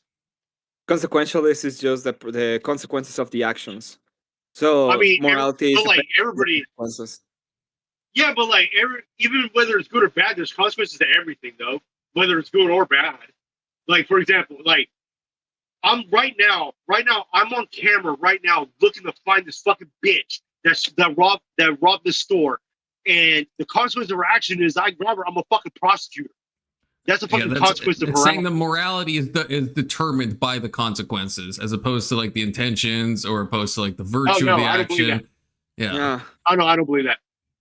Which is funny, because the person who said it was a consequentialist ended up saying that you had to do it with the intention, which is funny. Anyway, let's move on. You want me to pull from my little small memory bank at it's 10:30 in the morning? I've been awake for 2 hours. Like, my brain. So is you're blabbering to me. You've been awake for 2 hours. You're blabbering to me about how some people say my loaded issue with you is that you don't and blah understand blah that blah answers blah can be blah. nuanced and So complex. that's what you're And doing. you You're blabbering to me about that when you you already are- conceded. Oh my fucking You're God. already conceded to my point that saying simple didn't yes or no concede questions to anything. pokes holes in I people's answered a argument, and that was my point. You agreed to my point. To anything. You I agreed to answered my a point, you question. fucking dummy. Is your memory that I deep didn't that you agree don't to your remember? point. I simply said yeah, sometimes a simple yes or no question can poke a hole in someone's ideology. Arguments. Not all the no time. shit. Not all the time. I didn't say all the time. Did I say it all the time, That's you the fucking fucking idiot? nuance, you You're a dumbass. fucking idiot. You're a fucking idiot. Get out of your fucking feelings. You're actually DSD. Who's that? retarded. Dark side. Okay, Deaconess. That's the end of that. But I find it extremely funny that at the end it's like sometimes this is the phrase as is used. Sometimes yes or no questions can poke holes in arguments, but not all the time. Yeah, but who was DSD? Who's that bitch? She's like Crucible coded. She's like friends with AVG. I don't know who that is. Confluence, not gonna ask my like question. Diane, like my cousin. Daria. I don't know who that is. You know stupid who bitch. that is. Come on, Kirk. You just popped on in order to ask a question. You haven't even put some time into the stream. I was here for like 2 hours watching the debate, then I was gone for like 10, 20 minutes. Yeah, but you left, and you think you get to you demand a question the moment you come back. You should have stayed with us. No, I can ask my question. No, you can't. Ask your question. No, you can't. No, you should have done it when we gave you the chance. Your time objective, you left. I was waiting for Confluence. This stupid. You're gonna have to wait longer now. Well, you could just ask while Confidence isn't here. That way it'll be out in the air and no one will care. Yeah, you should have to wait the same amount of time you left the stream. Anyway, that's the interaction. I really think it's stream has funny. ended. That was the interaction they had. Video ended. Are you still live on YouTube? Yeah, he's still live. It was the video that he was showing that the presentation ended. That's all. Oh, okay. Do you remember the greatest part about that though is when women go into ad hominem attacks, it's like the greatest because they're way Thank more you, ruthless. Section. I think you just saved me from a TOS. Yeah, I'm pretty sure. now that Brandon is not streaming anymore, I'm not gonna ask my question. You know what? Sure, Kirk, I'll allow it. Kirk, Okay, Kirk, so, you're here. I want question to would ask you a be- question. I want to ask you a question first, okay? I really do. So, question goes like this: now that we know the solution to an answer is money, in order to have more kids, in order to solve demographic problems, how much money do we need to print? How much money do we need to print?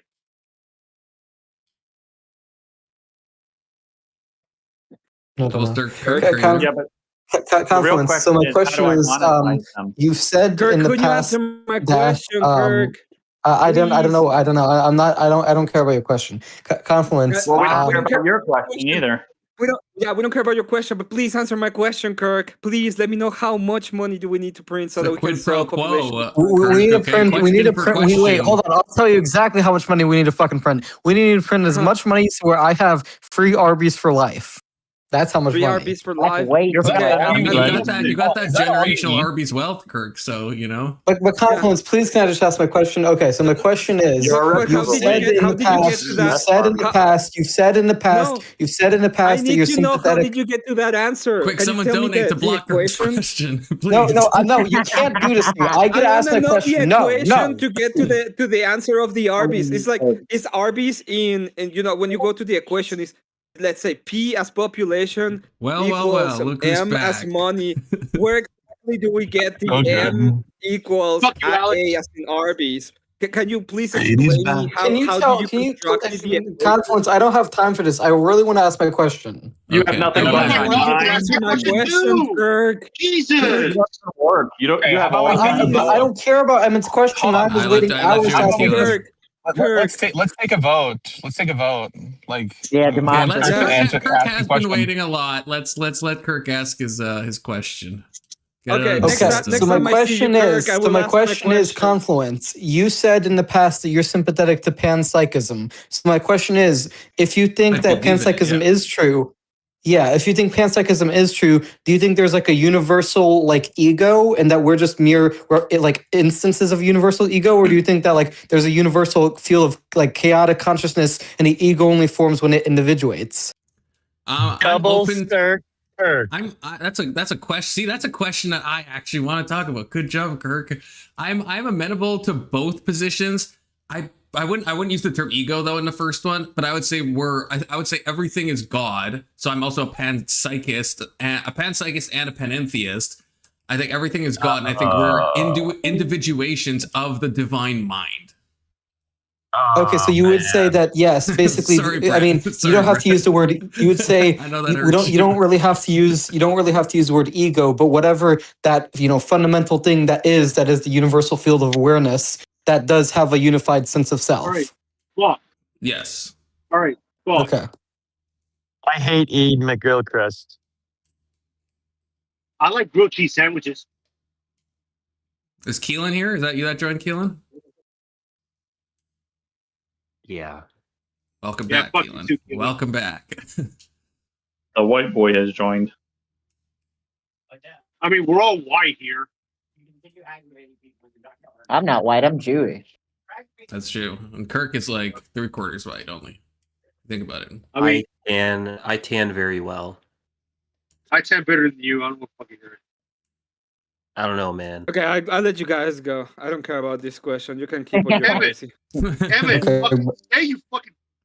What do you think? What do you think, Kirk? Do you think that we're all instantiations I of the do divine think mind? that if there is a universal, if everything is conscious, I do think there's a universal like ego or universal self. But I would say we still individuate ourselves as like individuals as an illusion in order to basically have sensible experience. I completely agree. We're divided for love's sake for the chance of union, one could say.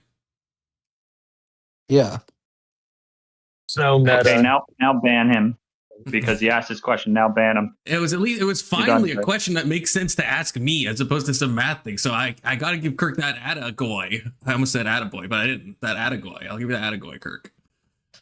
Yeah. I mean, the reason I asked is because I have been thinking about like panpsychism and like metaphysics recently, and I do think it is interesting how basically people have thought about like, and I think correct me if I'm wrong, but aren't there like ideas of like non-dualism within like Eastern Orthodox Christianity, like Eastern Orthodox mysticism and like theosis? I don't know enough about the Eastern Orthodox to know, but yeah, like there is like monistic branches within like Christian mysticism. I mean, that's I'm kind of like, it's weird. Like I kind of code switch in a weird way because like sometimes, and I've said this before, sometimes I kind of act and talk like a substance dualist, but I'm also like open to the monism thing that like everything is just one substance at the end of the day. And that substance is mind and it's instantiated in different ways. And that one thing is God. But then I will also act as if there is a distinction. So I was going to say I can go both ways, but not in a gay way, in a normal way. If that makes sense. Sus. Yeah, that's quite sus. That's a little sus, but what do you think, Big But, Soda? I mean, do you think it's possible? Do you think I'm in heresy land, or do you think it's possible that we're all, To be honest, I don't think you've said anything that I would say is heretic. Okay, I mean, I don't know anything that would apply to a specific ecumenical council. I think, I don't even know how Eastern Orthodox looks at certain sects of mysticism inside their own branch. Like I know that there's been times where they've appealed to it, and I know there's been times where they've rejected it. But outside of that, and they have Patrick's guy, Seraphim Rose, that him and Trench talk about, who's got the toll houses and like almost like stuff that's basically like, they might not like the term, but basically like some type of astral projection, after death, you go to this place. It's like, sounds very similar to like stuff that, if it came from a different place, no one would like, and so they're fine with that. And we have like purgatory.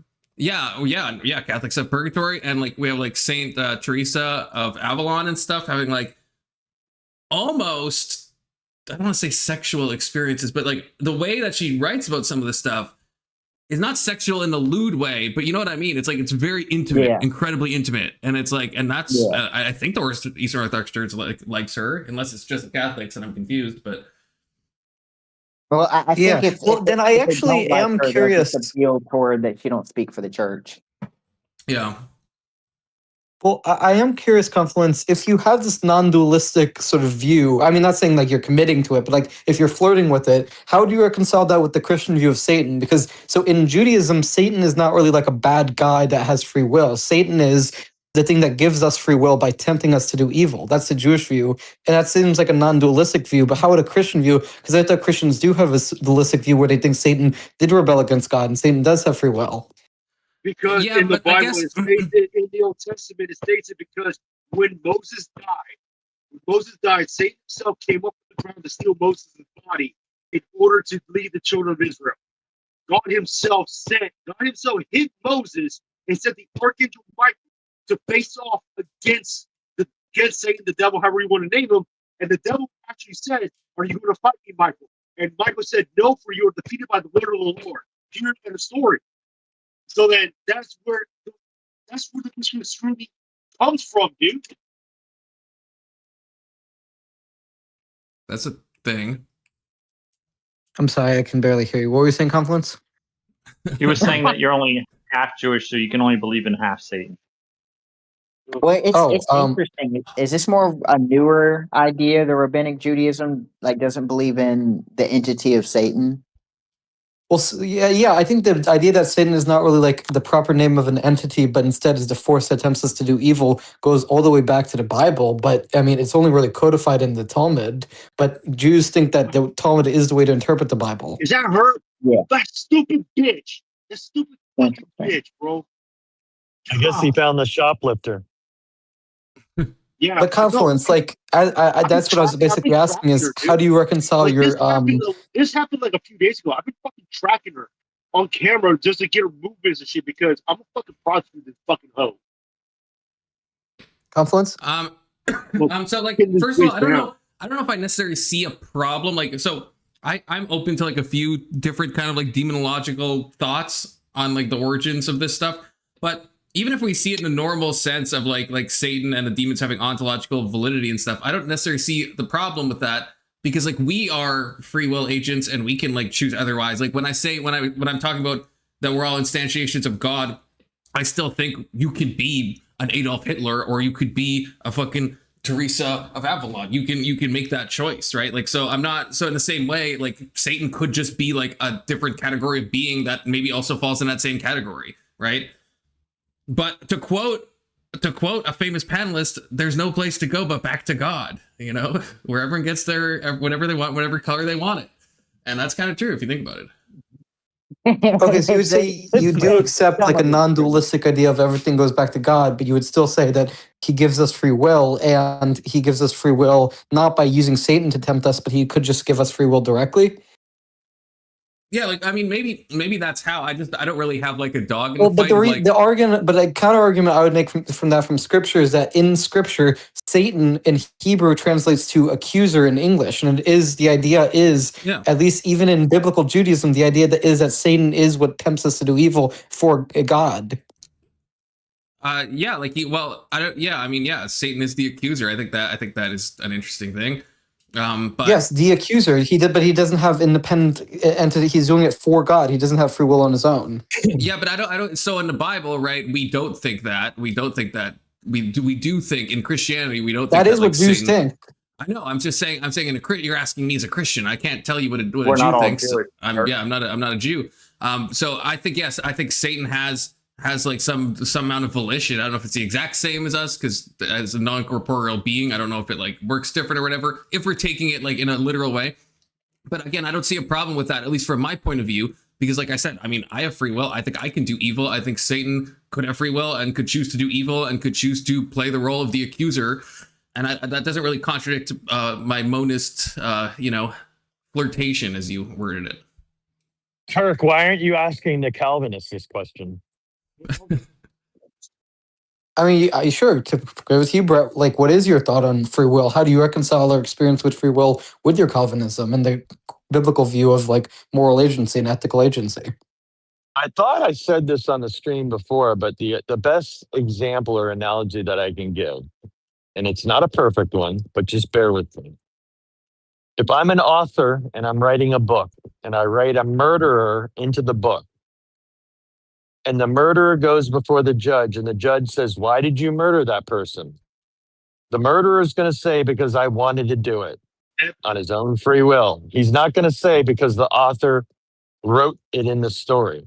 So there's a different plane of existence between God and mankind, and you cannot say that, hey, because God has this divine plan, therefore I in my free will is a contradiction. It's not. It's not even in the same realm of reality. And they're not in conflict. Yeah, but that seems like such a dualism between human action, the human realm, and the creator. Like creator and created are not separate entities at a fundamental level. How do you mean? Are you the same essence of God? No, but I'm part of God's existence. Like I am an aspect of God. No, you are part of his creation. That's kind of like me. I am the sculptor. I sculpt a statue that looks like me. Does that mean that statue is exactly of the same substance as me? No. Yes, if the sculptor is infinite, yes, God is infinite. That includes being immanent within creation. So the I sculpture is think I agree with her. the Yeah, I think I agree with her. What are you talking about? The sculpture that creates the stone statue is of the same essence? That's not what So he's the saying. statue is a human being. I didn't say they have the No, same that's essence. I not said what he's they saying, both though. come from the same. They both have. I asked you if it was the same essence, God and us. Well, it depends. Yes, in a certain sense, yes, because God's essence is infinite. If God's essence is infinite, how could there be an area where God's essence is not? Because his essence isn't running literally through my physical body. It is all around my body, but if he creates something, it's entirely different. Why which is a fundamental. why would it be all around your body but not in your body? Why would you be the one place that God isn't? No, that's the point of the Holy Spirit. But that's where we would differ theologically, right? No, but that sounds crazy to me. You think that God is like in the air around you, but then he just like stops where your body begins? Orthodoxy believes what you're talking about. They believe that God is through all things. Right. Hence the body of Christ, the literal body of Christ. You don't believe that. And I'm saying, doesn't it seem a little absurd on its face to think that God is in the air around you? You could reach out and touch him in theory, but then he recoils back because the one place he doesn't want to be is inside of us. That sounds insane. All right. So if we're talking about God the Father from a Trinitarian sense, correct? God is spirit, God the Father, right? Mm-hmm. Right? That's what we're talking about. Okay. Yeah. Okay. Just making sure we're on the same page. Good to see you, Elder. We know biblically, as far as the biblical corpus is concerned, that God can't even be in the presence or be even connected to the unholiness that is our sin. Hence us needing a Jesus, right? That's the whole idea of Jesus. The reconciliation between us and the Father. That's why he couldn't literally show himself fully to Moses. That's why nobody could actually see the face of God. Right, but the earth itself is corrupted, right? I mean, we know that from the Bible. That's right. But you're saying God is immanent throughout the whole universe, this whole like corrupted world we live in. But then when it comes to us, God's like, he just nopes out. We're talking about our soul. We're not talking about inanimate objects here. Right, but yeah, well, kind of. But I'm also talking about the body. Is God in your fingertips? Would you say if you're saying God is immanent in the world, but not us? Do you mean that he's immanent in all of physical matter, but he's just not immanent in us, like in a spiritual way? No, I'm not. I'm saying he's not inside physical objects. But you said he's immanent in the whole universe. What else? What do you mean by immanent? What do you mean by immanent? That's where I was going. What do you mean by immanent? I mean that there's an ontological presence that's happening, an abiding ontological presence. I think that when it comes to definitions of intimate, I think that I don't see the same ontology because that's what I'm asking. What do you mean? So like when he created the world, right? you hear the God's spirit hovered over the water. It didn't say God's spirit entered the water. You know what I mean? There was a distinction between the things he was creating versus him as an actual being. Yeah, that's why I'm a panentheist. Matter of Not- fact, not a I pantheist. know. This is why it would be hard to argue your particular theology because of how you interpret God, you know. But as far as Christians go, you know, but that's why when we're talking about free will, I think that's the fundamental thing that people have a hard time with understanding is how can a Calvinist believe we have free will, but yet God is ultimately the author, the determiner, right? So it's like, oh, there's contradiction there. It doesn't make sense. I'm like, no, we're not even in the same realm as him.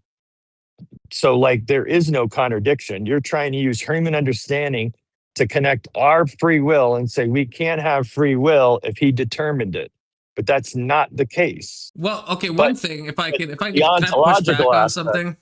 Yeah, of course. So you've said this example before, and I get it on one level, like from an explanatory point of view, like the author and stuff. But from I don't know if the analogy works in like when people are usually asking these questions, right? They're usually like punting to some type of like what they see as a perceived moral injustice. And if we're using like the Bible stuff of like who's the clay to talk to the sculptor, be like, why did you make me that way? That's fair. Yes. But it's cold comfort, and I think the analogy doesn't really go that far for like the author, because if I'm writing a book and I write someone to murder, yeah, that's not what the guy's going to say, but he's not like also experiencing stuff. He's not going to hellfire forever. So it's like that maybe works in the analogy of me writing a fictional character who doesn't have an ontology, who doesn't actually feel anything, and is just a character. But if I was writing a character that is living and breathing and feeling, it would seem kind of unfair if I wrote him to be a murderer and now he is actually suffering and has an experiential awareness of that suffering. That analogy would make me a kind of a crazy author if I'm like, hey, I just wrote you as a murderer. I told you that the analogy is not perfect, for sure.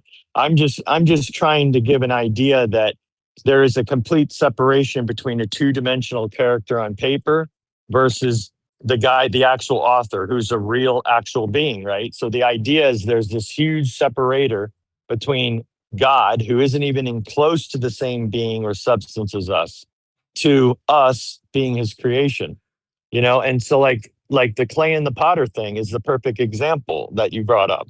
Like that explanation makes sense. It's like, who am I of the creation to tell God, the creator, to say, why did you make me a vessel of wrath? You know, it's kind of like he's going to show mercy on who he decides to show mercy on, you know, and like, I guess my human understanding, I'd be like, that just seems unfair. Well, I would argue that actually none of us deserve anything at all. And it's a literally, I'm not going to use the colloquial term, by the grace of God, but it's literally his mercy on the ones he chooses to show mercy on that choose any of us at all. Mm-hmm. But I guess what I'm saying is like, and maybe you agree with this. It's the same as the potter and the clay thing. It again, like it's kind of one of those. It's kind of like the answer to Job, right? Where it's like, where were you when I was fucking making the world, you little soy boy? It's like, yeah, okay, that's fair enough. That's fair enough, right? How you're the creation, God's the creator. Like, I get it. But from like the perspective of like the feeling that people have of like unfairness, and maybe it doesn't need to tackle that. Right, you can say that, but I'm just saying, I guess, yeah. So I guess maybe you agree. I don't think the analogy is helpful if we're thinking at all in any types of like human terms and just saying like, would we think we were just because that's my issue with these analogies. If I was an author and I could write sentient beings, I would be a fucking asshole if I wrote someone to be a murderer and then punish them for all eternity for that. I would be an asshole. Maybe God's not, because he's a different category, but that's why then I don't like the analogy, because any normal person that hears that analogy, especially like an atheist or someone, they're gonna be like, that's fucked up. If I was an author and I knew my creation could experience stuff, I wouldn't write them to suffer for all eternity. I'd be a moral monster if I did that. That's why we get like the Dawkins saying the stuff he does about how brutish and, you know, and awful the God of like the Old Testament is. Like, So I don't know if these analogies are actually helpful. Good to see you, Les Chief, by the way. Yeah, no, you're right, 100%, 100%. Let me ask you this. Let's do a thought experiment, and I don't even know where this is going. So let's just see how it goes. All right, we'll do it live. If you have if you had the ability to build an AI female robot, the perfect woman, okay, would you want her to have complete obedience and submission to you, or would you want her to have give you some sort of pushback to prove that she actually does convey love to you, like she's actually choosing to be with you? You know what I mean? Yeah. In this thought Obedience. experiment, We ain't paying money for a sex bot who can talk back. Is she I actually get sentient, or is this still just like an illusion? And I'm just like, what illusion would I prefer? The illusion of like a sassy sex bot, Illusion. or Yeah, well, I mean, ultimately, I mean, if you truly wanted to create something that you could truly love, you would only truly love it if you knew it genuinely loved you back. So I would say, so it does genuinely. So it is. I'm making like a sentient AI. Yeah, sex bot. exactly. Then yeah, I guess if I found myself in a position where I'm making a sentient sexual AI. But yeah, I'd probably want it to have volition. I'm thinking, I wouldn't want it to be. And the other example I heard Frank Turk say one time, it's like you can't force somebody to love you. So like when you think about your first girlfriend that you were infatuated with, right?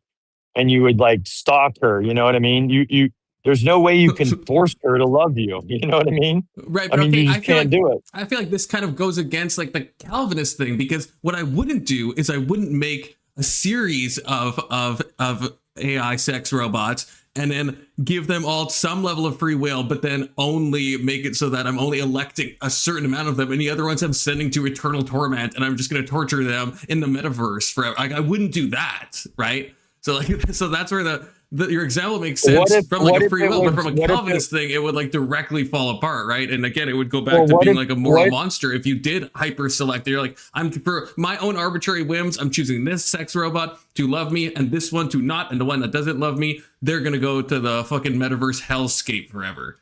All right, so we're talking about two sentient beings you're creating, and so like here would be the idea: you literally created the other one to show how much you love the other one by choosing this one. That sounds monstrous. You understand how monstrous that sounds?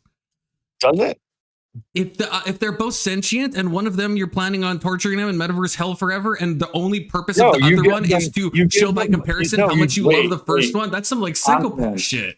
That's some fucking psychopath shit. You don't understand, man. You don't understand conflict. You have to mistreat the side chick so that the main bitch knows how much you love her. Yeah, like that's basically the argument. Like that's unironically the argument. I would like, say, do you see what I mean, that, Brett? Like even in all of these examples, if we apply it to humans, it becomes horrific. You're right.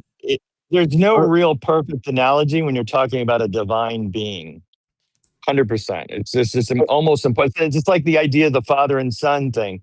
It's like we're using these words. He gave us this language because it's the best analogy he could give to describe the father and the son, but obviously we don't see an earthly father and say, well, there's a perfect analogy to God, the father, because no, our father was a piece of shit or whatever. You know what I mean? So like this is the best language we have and the best analogy that he can use to convey something. Yes, but with those analogies, like with God being seen as a father, there is an archetype there that's true, that is trying to punt to the divine. With these kind of analogies of like when we're doing like theodicy and we're like talking about like how, why would a good God allow suffering and all this stuff, then we're not really doing it in an archetypal way. We're doing it in like a moral explanatory way. And I think it almost always makes it worse, because when you actually analyze it and you apply it to real life, most people would be like, if you did that in real life, you'd be a horrible person. Right. So it's like, in the archetypal way with I understand archetypes are only they're going to punt to the divine. So yeah, God is like not a literal father in the way that my biological father is a father, but there's some like connection point there. There's something to punt off of. And the point is to take the archetype and to punt into the divine from the archetype. But with this, the stated goal when we talk about the sculptor and the sculpted, it's usually for some like moral explanatory power. and it just always seems to make it worse. It just always seems to make it worse, I guess, in my opinion. And here's even a worse analogy. You know, it's like this. We know about the Holocaust. Okay, so can you conceive of a possible universe where maybe if the Holocaust never happened, that our planet and our world would be 10 times worse than it is now? Possibly. Sure, What of course, yeah. There's some universe where So, that can so happen. my point is that when you have human suffering, there is an unseen understanding that we can't comprehend of the benefit that how he corridors evil off. It's not he's not creating evil. He's not the author of the evil. He's corridoring it off, and by him doing that, it's for a much larger good and a much larger benefit to mankind that we can't conceive. I'm back. My fucking headset died. I completely agree, Brett. Like that's my answer to theodicy, even if I'll try to come up with explanations. But yeah, that's ultimately, I think I have to believe that's true. That yeah, like all the suffering and all the stuff, ultimately it ends up resulting in a better net good, and that's why we have it in the first place. Like I think that's the only sane theodicy to have.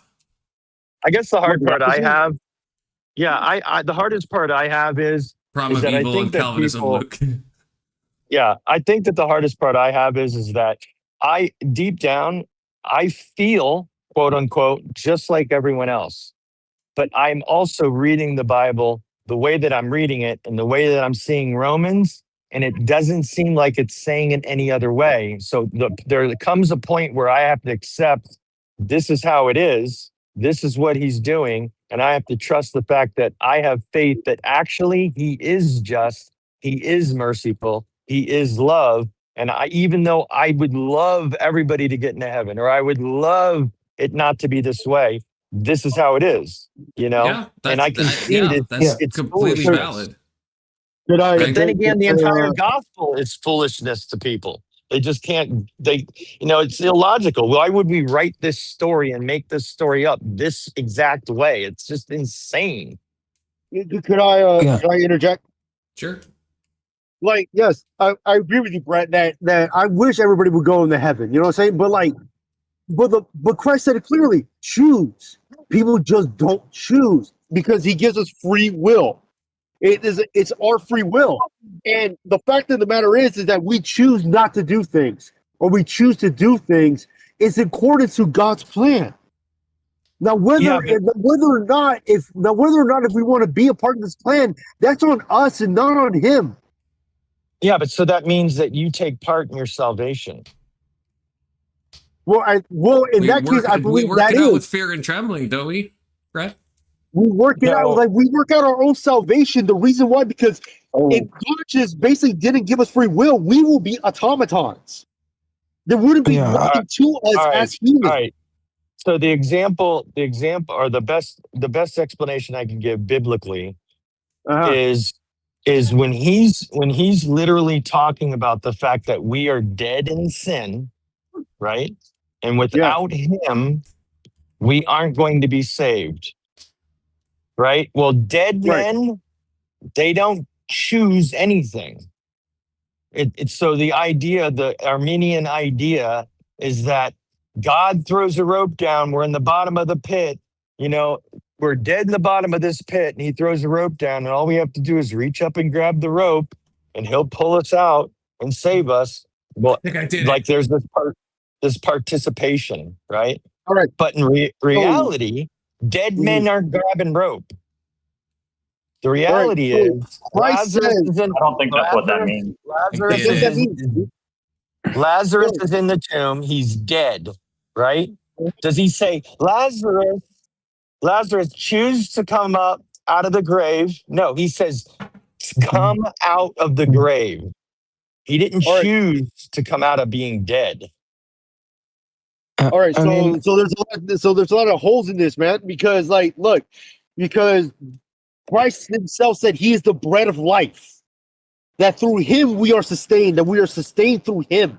All right, because he said when you're dead in sin, meaning you're away from him, that you're away from this life support that he is. That's what he's saying. Congratulations. Thank you, Emmett. Thank you. No. Congratulations. The Moonberry is so fucking brutal, man. Well done. I just saw it. It took so long. Well done. It does Like, take a lot, yeah. But when, dude, when well Christ done. said Thank you, Lazarus Evan. I come appreciate out, it. You know what this is like. Well done. Oh, I my was bad. watching and I was like, yeah, whoa. Congratulations. Thank you. All right, it's like Brett, when Christ said Lazarus come out, he didn't say it as a suggestion. He said it as a command. That he That's right. commanded him to come out. That's right. Like there was no suggestion. That's right. Yeah. Wait, hold on. I'm still trying to find this bitch. I thought you found her. I'm following her I'm following her track. I'm tracking her down where she started from. So then I'm backtracking for like a few hours.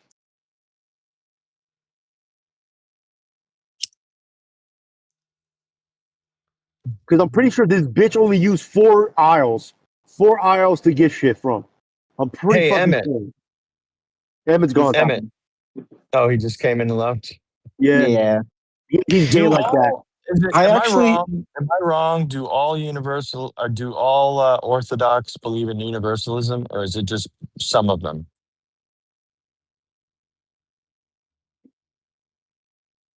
Uh, I guess it's just some of them. yeah, I was because gonna say that would probably be a question for someone who's actually Orthodox. 'Cause I don't think I know that. Yeah, because I've heard them have that claim, and I'm like, well, I mean, the idea of like in the ark, out of the ark, yeah, but ultimately, God, we all agree God is the decider. That they would agree, but Yes. yet to know your heart, but yet there's something weird about the idea. So there's, I guess, 2 types of universalism. There's there's a Christian universalist that And what does believes that mean? everybody's going to heaven eventually.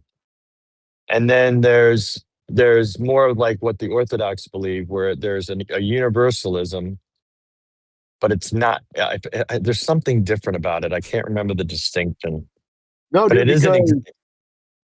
because like those Christians who fucking believe that everybody's going to go to heaven, everybody's going to this, Jesus loves you and all this shit. It's the fucking what I call the Sunday morning happy-go-lucky Sunday morning happy feeling Christians. Where those Christians to me are some of the fucking worst people I ever fucking met in my life. They're so holier than fucking thou, makes you want to fucking piss on them on fire. And set them Wow, on Confluence, you hear this? He's calling you out. I'm actually looking it up right now. What? The two Confluence the 2 types of universalists. Yeah, but you understand what I'm saying, right? But you understand what I'm saying, that those kind of Christians who believe that everybody's going to go to fucking heaven, to me, I just want to pee on them and set them on fire. Wow. You That's hear that, crazy. host? Can you at least set them on fire and then pee on them so they go out?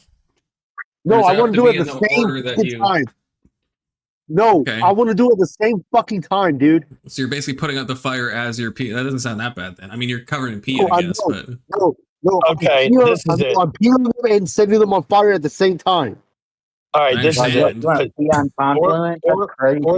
it. Orthodox believe in potential universalism, affirms the theoretical possibility of universal salvation if all individuals were to respond to the gospel in faith. Based. Whereas Red pill. actual universal refers to the conviction that universal salvation will definitely occur, and the difference hinges on whether salvation universally remains conditional on human choice or represents God's guaranteed outcome. All right, so basically what I'm understanding about that, what I'm understanding about that is this. The second one is the one you want to test on. No, what I'm understanding about that is this: is that the devil and all the demons in hell are going to go to heaven because of something, because of God's plan all the way down to the end after defeating the No, we're just talking about chaos, Keelan, mankind. Yeah, we're not talking about Satan and all his demons. We're just talking about the human free will factor. So then you're saying that the most evil human beings on this planet are going to be in heaven with us. Is that what you're saying? That's what the universalists that you want to piss on believe, and I would agree. That's a shitty theology. What's the point of a savior? Yeah. Like I understand, like I know this for a fact. Christ forgives all sin. I understand that. I understand that. I know that. I feel that for a fact. But the problem is this: guys like Richard Dawkins hate Christ. They hate God. Why the fuck do I want to be with a dude like that next to me? Well, it's not about what you want. I think when we get to heaven, we're going to probably be pretty surprised who actually ended up in there. I probably would be surprised Hey, too. according to that historian that Tucker interviewed, we're going to be very surprised. I think so. Do you remember that tweet? Well, I mean, who knows? That's a deep cut, but I mean, who knows? There'll probably be people that we think that should have gotten there, and we didn't realize their heart was way more nastier than we realized. But clearly, God knows the heart. But I'm pretty sure there's a lot of fucking priests and priests, bishops, popes, and fucking Orthodox popes and all this shit are burning in hell right now for their fuck shit. I'm pretty sure. Probably. Yeah, I mean, I believe God maybe is a couple just. Adolfs up there too. I mean, you just never know what would happen on someone's deathbed between God and him, and in their heart, and in his soul, and in that moment. Could there be dude, something? I agree with you full-heartedly on that shit, man. I agree with you full-heartedly on this shit. Yeah. I mean, don't get me wrong. As a human, I'm not saying I like it. Yeah. And this is the thing. It's hard being a Calvinist. I'm not going to lie. I mean, it's hard for me to see the Bible saying what I say it says in Romans and Ephesians 1-4. I don't know how you read that corporally instead of individually. And so it's just when you read the actual book of Romans, it's hard to not see the actual direct connection of predestination and election. It's there. What chapter of Romans though? Are you saying the Romans 15? No, the entire book of Romans. If you take all of the numbers away and read it in its entirety and pretend like the numbers aren't even there and follow the line of reason that Paul is addressing, you will come away with a theology that seems almost illogical. Well, the thing is, the book of Romans is notorious for being like the dogma of the Bible. Exactly. Like being the dogma besides the book of Numbers and the book of Leviticus. Yeah, it's got more theology. This is like one of his last books. And so he had his theology literally ironed out very concisely. And Brett, I think I might have said this before, but this is why I used to be a Calvinist, because I think if you do a good systematic reading of something like the Book of Romans, I think you end up with 5-point Calvinism. Like I truly do think you do. I mean, so how did you arrive where you arrived though? I guess talking about reading too much philosophy or what? No, kind of more on the maybe experiential side of things. Like I kind of maybe changed the way that I saw scripture. I used to see scripture in like a Wayne Grudem kind of way. You know, like I owned a copy of, the big book of systematic theology. And I thought it's like a puzzle. And if you could just piece everything together, and I don't kind of take that view. I think it's important to still do systematic theology, but I don't think like every verse has to fit with every other verse in this like jigsaw kind of puzzle way. Like I kind of started to think that we don't have a Quran. We don't have something where if God wanted everything to be so simple and to hinge on just like the exact words, we would have just had him come down and just dictate it all to us. But we don't have that. We have like, dozens of authors in 3 languages over the course of thousands of years. So I don't think we're really meant to do it in that way. I think if we do, though, we end up at 5-point Calvinism. But I just started to get the feeling that I don't think that's what we're supposed to be doing, because we don't even have even though I hate Bart Ehrman, right? He points out, right, that there's more contradictions in the New Testament than there are like words in the New Testament or whatever. If you compare all the manuscripts, I think that's cucked for a lot of reasons. Like a lot of it's like nonsense. Like I think you know what I mean. Like it's not, but it is to say that we don't have. It's not like we know exactly with full confidence that this is like what the Greek manuscript fully says. We are kind of hodgepodging stuff together. We got the Babylonian, the Masoretic text, and the Hebrew, and we kind of try to decide which one is more reliable.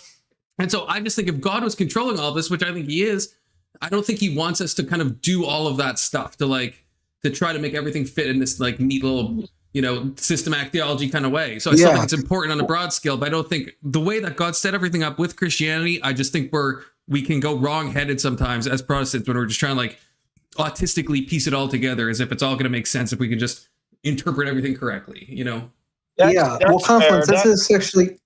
So go ahead. Hold on. So that's fair. I would say this.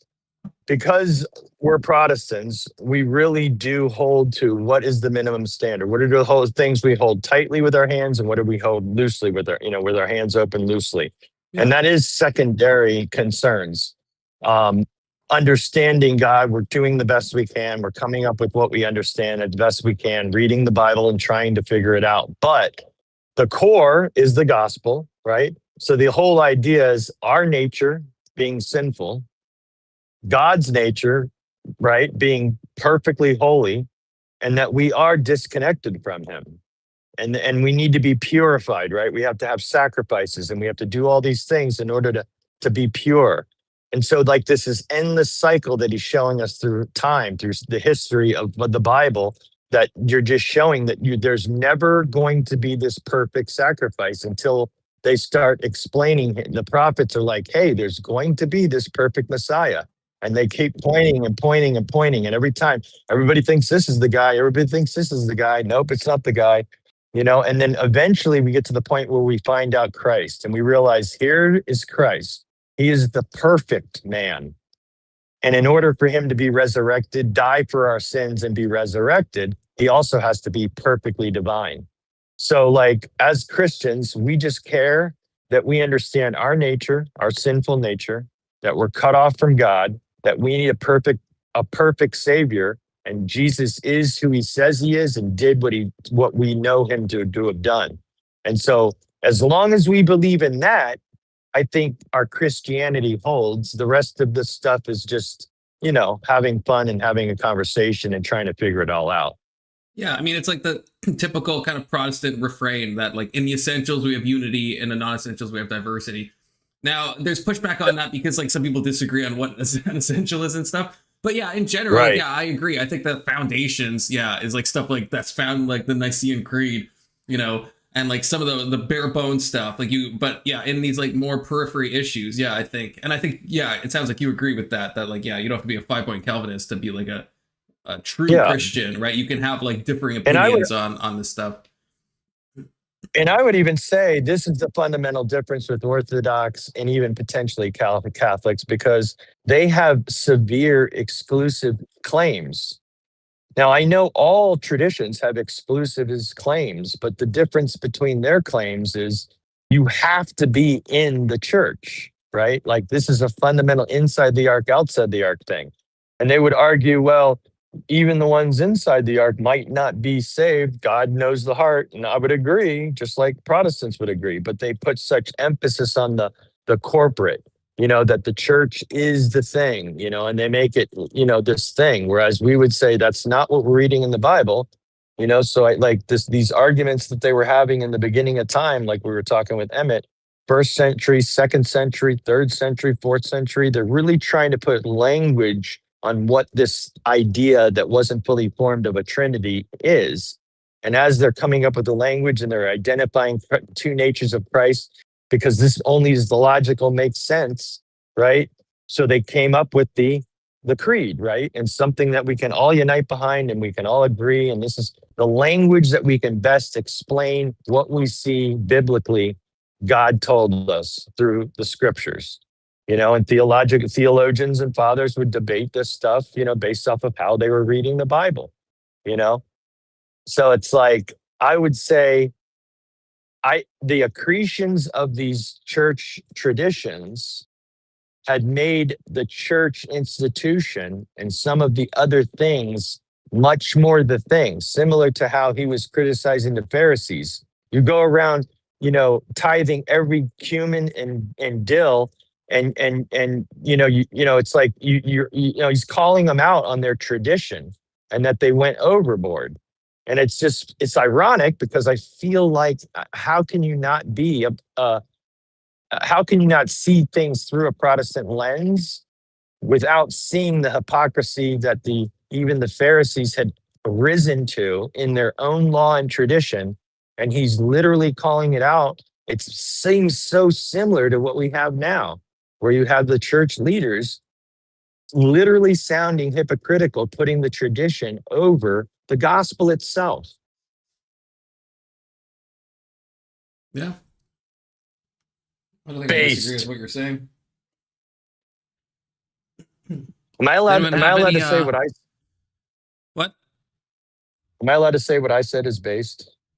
You are. I'll allow it. Anyone have Did any I just kill? final thoughts Did on I this? kill the- Well, I'm gonna end the stream because this is still like a Celeste, but I've done the Celeste part, and I'm on OBS, so I'm gonna end it, and then in like probably like 45 minutes, then I'm gonna start a new stream on StreamYard after I eat dinner. So, anyone have any final thoughts? Otherwise, we'll be back in probably. I do have a final thought. I do have one final thought, if that's okay. Mhm. Confluence. I took up your suggestion and I decided to read Carl Jung, the Red Book, directly myself. And I was going to say he makes a point in the Red Book, at least the section I was just reading, where he Did I talks suggest about that this you read idea the Red of. Book? That's a crazy thing for me to suggest. Okay, well, I'm sorry. I mentioned Jung, and I think you said to read Jung, so I did start with the Red Book. It's a crazy book to start. I mean, I like it, but it's a crazy book to start with. But yeah, go. Okay, what do you think about it? In one of, but anyway, in the section I was reading, he mentions the idea that I forgot the exact phrasing he uses, but the idea that suffering is one of the ways you integrate your shadow, so to speak, or you become a more whole person through suffering. And I'm curious if you think that's like a good argument regarding the problem of evil, is like God created suffering so we become more psychologically whole as people. Yeah. I mean, I do. I don't necessarily know if I like that, but I think it's true. And I think we even can see that. Okay. No, obviously not in all cases of suffering, but there's a lot of, I think you've talked to enough people, right? Or even think of stuff that's happening in your own life. I think most people can resonate that, like, yeah, the stuff they've gone through, assuming they make it out of it, has made them into a more whole person. And yeah, so I think that there has to be something with that. I think that's the strongest theodicy, is that this is for our benefit. When all is said and done, at the end of time and whatever, this is all for our benefit. That's, I think, the strongest theodicy. I have a final thought too. All right, final thought section. Yeah, let me go with my final thought. So I think in my final thought is that Kirk should go to the gym instead of trying to get Arby's for life. I think he's had enough Arby's. First times. Final thoughts, Keelan? Keelan's not there. Okay. Fair enough. I'll be back again. Not sure if it's going to be a religious chaos panel or a conspiracy. I'm going to have to talk to Big Soda and see if we want to, just go off. We don't have anything planned, but it is conspiracy Fridays. So I'm going to talk to Big Soda. Otherwise, it'll be a religious chaos panel. So hopefully